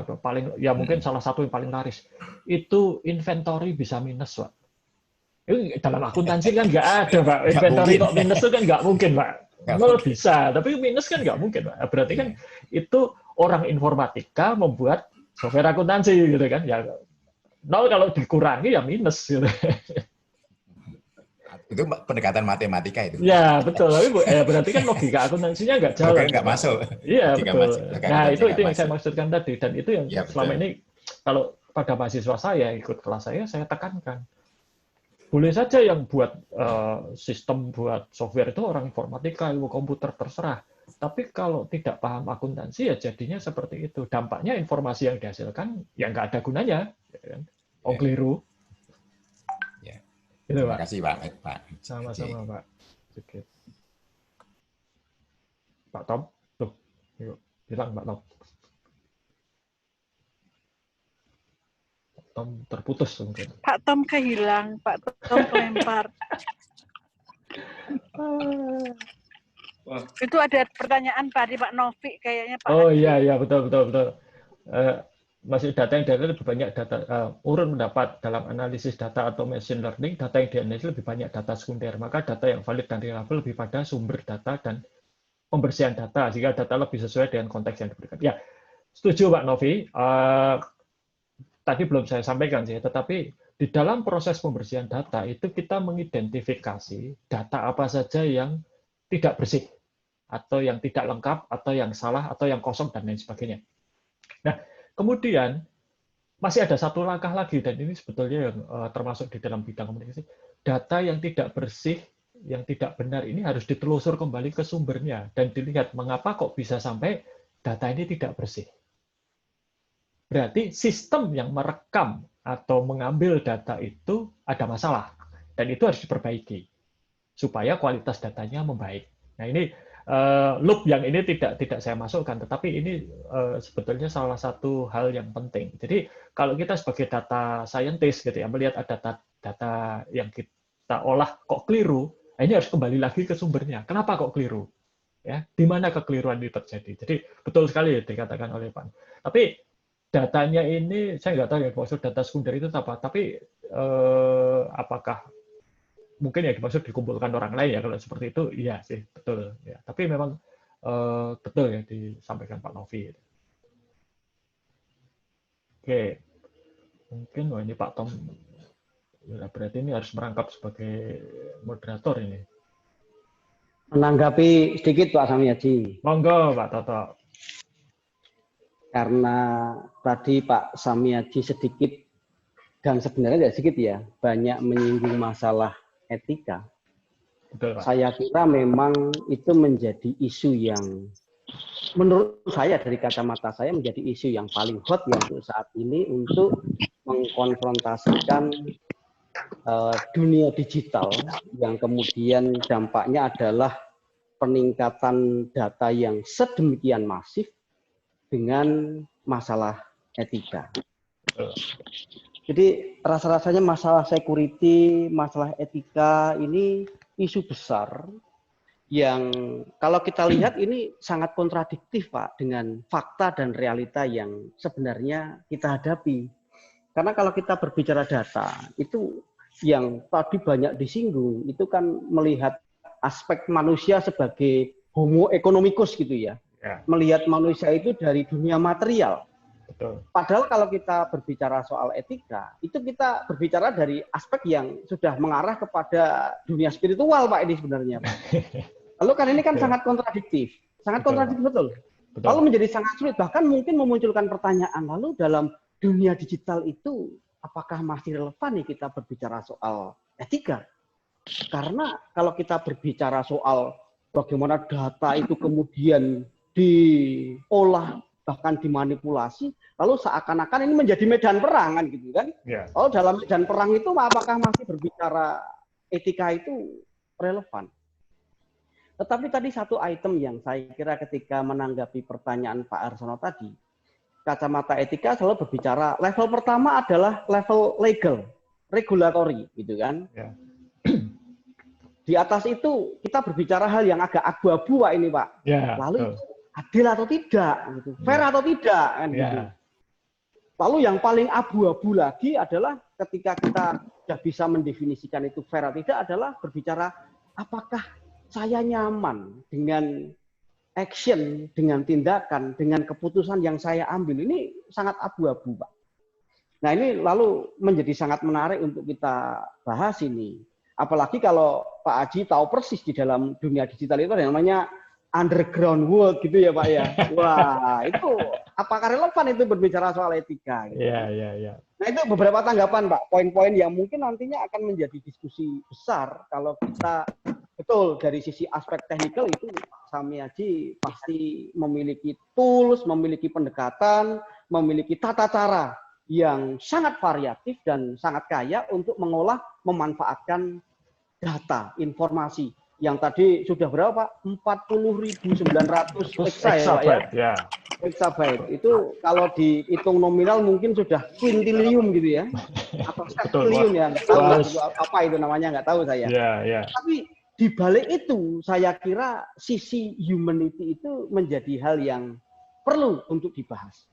Tadi Pak Tom aja berbelok di Babarsari dikira, wah bagaimana pengalamanmu makan di Duta Minang? Loh, kan gitu. Tetapi pertanyaan yang sangat gimana ya Pak ya, kita mungkin bahagia dengan teknologi yang kita nikmati, tetapi rasa-rasanya kita juga saat ini hidup di dalam penjara, di mana bahkan setiap pergerakan kita itu terdeteksi, diawasi.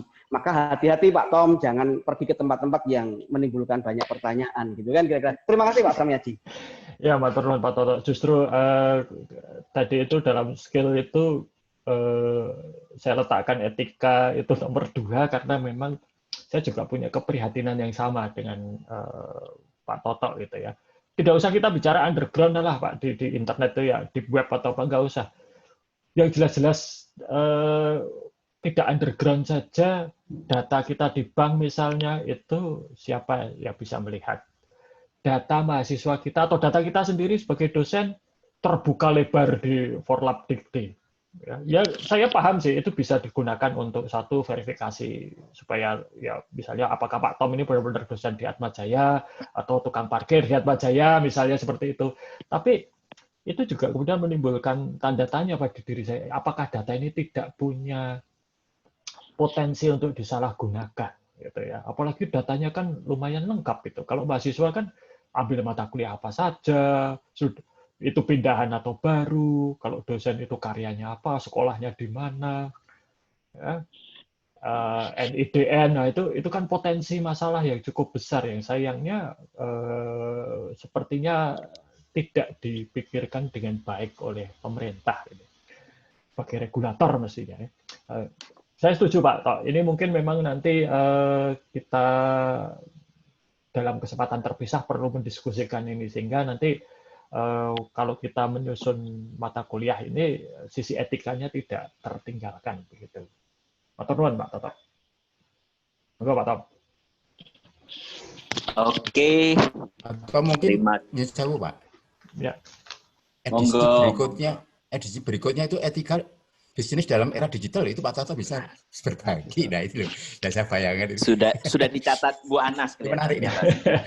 Sama Pak Bu Fitri itu nyatat. Bu Fitri itu paling serius nyatat. Jadi aman terkendali. Era ini menarik nih. Saya juga agak terkejut ini benar juga ya Pak Toto tadi. Maka kemarin itu lagi rame itu loh Pak yang apa namanya di medsos itu datanya Denny Siregar itu dibuka sama Telkomsel. Iya langsung. Maksudnya itu juga saya juga jadi benar juga ya tadi yang dikhawatirkan Pak Aji dan mungkin Pak Toto itu juga etikanya jadi nggak tahu gimana itu. Ngeri juga ya kalau jadi ngeri bermain medsos juga nih sekarang.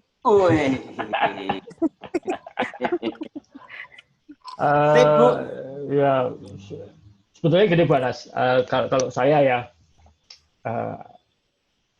kembali kepada orang akuntansi itu selalu menimbang cost and benefit gitu ya.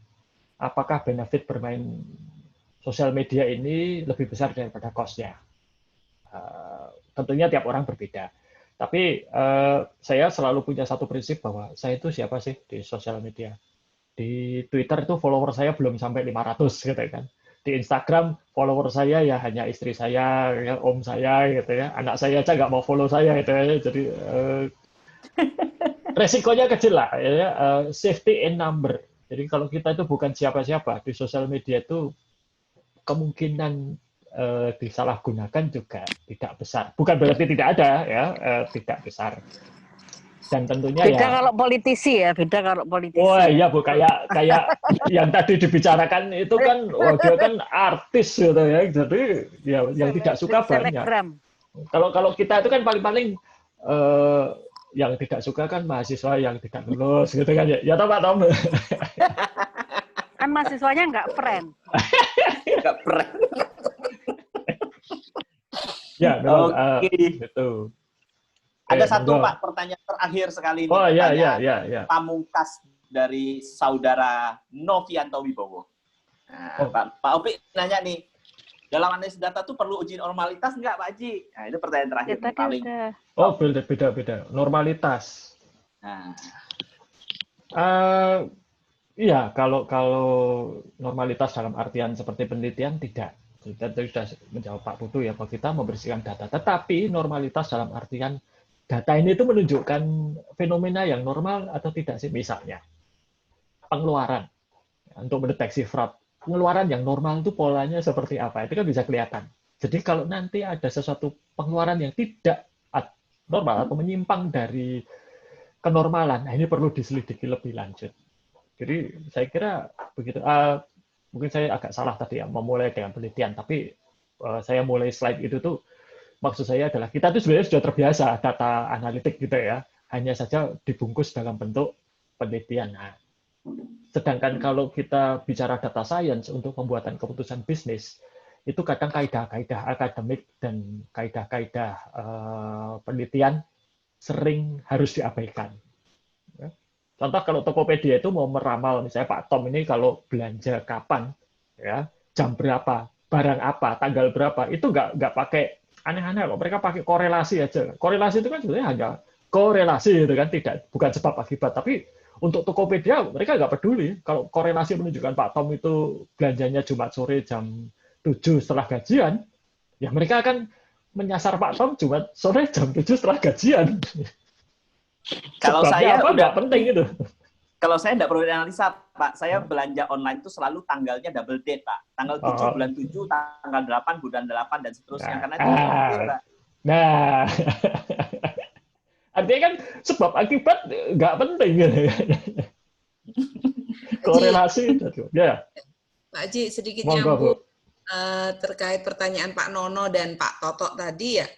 Saya juga sedikit resah dengan SMS yang selalu masuk ketika saya lewat jalan mana, masuk terus itu. Nah, itu saya pikir ya enggak mungkin toh kalau dia ngambil dari toko-toko di mana saya beli pulsa gitu atau pakai data. Nah, mestinya kan itu berarti diambil dari otoritas itu, dari pemberi apa yang punya data kita secara resmi, karena itu hampir semua toko punya begitu. Nah, apa yang kita bisa lakukan Pak sebagai sebagai orang yang punya data? Apa kita bisa minta ke otoritas itu untuk kita tidak mau data kita dikeluarkan, atau ya kita hanya bisa pasrah saja Pak terkait dengan teknologi ini? Terima kasih. Ada dua hal yang bisa dilakukan, Bu Ana. Satu, kalau seperti Dunkin Donut itu setahu saya mereka kerjasama dengan operator. Jadi kalau Ibu melewati lokasi tertentu, otomatis BTS di situ akan mengirimkan SMS ke handset Ibu untuk mengiklankan. Nah, tidak ada yang salah dengan itu, karena si Dunkin Donut ini mestinya beli slot iklan gitu ya. Tetapi memang kemudian provider ini yang harus istilahnya diatur, diregulasi gitu ya. Di Indonesia belum, setahu saya, mungkin saya salah ya, saya bukan orang hukum, belum ada regulasi ini. Kalau di Amerika Serikat itu ada istilahnya opt-out. Jadi konsumen itu diasumsikan bersedia menerima iklan kecuali secara eksplisit menyatakan tidak bersedia. Nah, kalau di Uni Eropa itu lain. Uni Eropa itu penganut opt-in. Jadi diasumsikan konsumen tidak bersedia kecuali secara eksplisit menyatakan bersedia. Maka kalau Bapak Ibu sekalian dan rekan-rekan browsing beberapa situs luar negeri saat ini, selalu di bawah itu ada notifikasi mengenai situs ini menggunakan cookies, apakah mau atau tidak. Nah, itu adalah karena aturan Uni Eropa. Jadi, nah, kalau kita pribadi yang bisa dilakukan Bu Ana gampang, blokir saja Bu. Itu kan ada fasilitas kalau di SMS, saya nggak tahu Bu Ana pakai aplikasinya apa, tapi kalau di tempat saya itu ada pilih ini report as spam. Nah, itu nanti akan, nah, report as spam itu yang nanti akan memblokir itu adalah produsen handphone dan Google, bukan operator, gitu Bu. Tapi ya itu mereka bisa ganti-ganti nomor, itu masalahnya itu sih. Iya betul. Itu. Ya, jadi saya tiap hari itu harus itu Pak ngeblok nomor-nomor itu, gitu. Oke, baik, terima kasih Pak Haji. Oke, waktunya cukup. Sepertinya Pak Haji, ya. Jangan kita buka lagi, ini kelihatan bisa jam sore ya. Oke. Pada akhir sampailah kita pada penghujung acara ya Pak ya. Jadi catatan saya sebenarnya banyak betul, betul. Diskusinya banyak sekali, industri 4.0, 4.5, 5.0 dan seterusnya itu sangat memberikan insight ke kita ya. Dalam bisnis data banyak sekali digunakan, tapi muncul lagi memang data itu dua sisi mata uang sih. Yang jadi problem memang di etika selalu bermasalah. Ini termasuk juga penggunaan data, big data di dalam penanganan corona di China. Di Cina itu penanganan corona dipuji di mana-mana. Cuma ada problem di etika penggunaan data. Orang terkurung oleh data. Di Cina itu semua rakyatnya bisa dipantau oleh pemerintah saat ini. Karena setiap waktu mereka harus menunjukkan di handphone apakah merah, hijau, kuning gitu loh Pak. Seperti kita sekarang, kita kan sudah mulai terpantau di Atmajaya ya. Warnanya hijau Pak saya, jadi aman bisa masuk. Itu di Cina setiap hari Pak. Jadi kalau kita mau masuk ke supermarket dan itu harus menunjukkan itu. Kalau merah mesti tidak boleh. Artinya setiap orang pasti menjadi terpantau, Pak. Ini problem juga sih sebenarnya. Muncul masalah baru yang nanti mungkin menjadi session diskusi berikutnya. Tadi sangat diwanti-wanti oleh Pak Harsono ya, pakar etika ini ya. Diwanti-wanti betul. Saya kira tadi Pak Harsono angkat tangan mau berdoa. Nah, rupanya dia bertanya hal dia luar biasa ya. Jadi saya senang sekali mendapatkan banyak sekali insight yang berarti ya, Pak. Kalau suruh saya menyimpulkan tentu tidak pas saya menyimpulkan, tetapi saya hanya ingin mengambil satu benang merah bahwa ya di masa depan data itu penting banget. Data itu penting sekali. Termasuk tadi Pak Aji menyinggung sedikit soal pajak. Benar, sejak 2015 Pak, Dirjen Pajak itu sudah menggunakan big data di dalam analisa. Dulu masih pakai analog Pak, ke SPT kertas-kertas masukin, nggak bisa dicek. Saya bilang sama orang-orang, wis, kamu nggak usah mikir. Siapa yang mau baca tumpukan data itu? Hari ini nggak bisa, Pak. Hari ini tidak bisa. Kalau saya membeli sesuatu, saya tidak lapor. Bermasalah. Kenapa? Karena penjual saya menggunakan faktur pajak yang menjadi database di dalam kantor pajak. Ini sudah ada tanda tangannya terakhir DJP tanda tangan dengan PLN, Pak. Jadi kalau kita vendor PLN terus bisa mau menghilangkan atau melapor kurang, itu nggak bisa. Karena dari PLN wajib melaporkan kepada DJP. Ya, jadi betul. Big data ini sungguh digunakan di dalam perpajakan itu sungguh-sungguh digunakan. Dan saya yakin di banyak hal. Belakangan yaitu saya cerita ke Pak Cita, di belakangan saya juga menikmati bagaimana melihat dari Google Trend terkait beberapa hal yang berkaitan dengan saya, Pak. Jadi tadi sudah dibahas oleh Pak Haji dengan begitu panjang. Saya harap juga sebenarnya punya waktu di kesempatan yang lain untuk membahas hal yang lebih detail, Pak, karena tadi muncul banyak sekali pertanyaan. Dan data selalu menarik, Pak, untuk dikulik. Selalu menarik. Ya. Berikutnya kan berarti ada 2 webinar ini, nanti etika dan big data, yang kedua pajak dan big data. Ya, Pak Tom, siap ini. Saya siap jadi moderator. Oh, jangan, Pak. Jangan kualat nanti aku. Oke, terima kasih Pak Samyaji Sarosa atas sharing yang sangat bermanfaat di akhir pekan ini, Pak. Ya. Dan terima kasih juga Bapak Ibu yang sudah berkenan hadir, saudara-saudari, para teman-teman mahasiswa. Ya, kita berjumpa lagi di webinar 02 karena ini dijuduli oleh Pak Adi webinar pajak. 01. Ya. Ya, pajak dan data-data dan pajak itu. Ya, pokoknya data ya. Dan itu menarik. Jangan lupa di foto, Pak Tom. Ya, sebelum kita akhiri acara saya mohon bantuan Bapak Ibu untuk meng-on-kan kameranya dahulu. Ya, kita ada sesi foto bersama. Pak Iwan dari tadi sudah on kamera, pas dia tahu saya. Oh, ada Pak Andre, ganteng betul Pak Andre. Oke ya, satu persatu slide ya. Satu persatu. Saya mulai dari sekarang yang pertama ya. Tolong dinyalakan terus sampai nanti saya katakan stop ya. Ini yang pertama dulu, satu slide, bentar. Oke, bentar. Slide kedua ya. Pak Putu dan kawan-kawan, ini slide kedua ini akan saya foto. Sip. Slide ketiga. Ya, slide ketiga. Pak Wisnu dan kawan-kawan, Bu Fitri, siap-siap yang ganteng ya, saya foto ya. Bu Fitri ganteng. Nah, Ibu Fitri cantik sekali. Oke, slide berikutnya, slide keempat ya. Slide keempat. Siap-siap juga. Saya foto slide keempat. Slide kelima, saya foto Mas Joki yang ganteng sedikit lagi, Mas Joki. Saya foto yang ganteng sedikit. Jangan banyak-banyak, itu turah. Jangan turah. Oke. Berikutnya saya foto lagi ya Pak Sigit. Ya, Pak Sigit Triandaru ya. Siap-siap nih Pak, saya foto, Pak. Yang dengan Pak Sigit Triandaru yang siapa? Pak Sigit Utomo. Oh, Pak, iya, saya soal enggak itu kenapa? Oke. Pak ISS tadi sudah tercapture. Berikutnya saya foto lagi berikutnya. Bentar. Ini slide-nya ada 20, jadi mau pelan ya. Iya kan. Ibu Riana ya. Ibu Riana. Nah, saya foto bentar. Oke, next. Tasya, Darmawan, dan kawan-kawan. Oke. Berikutnya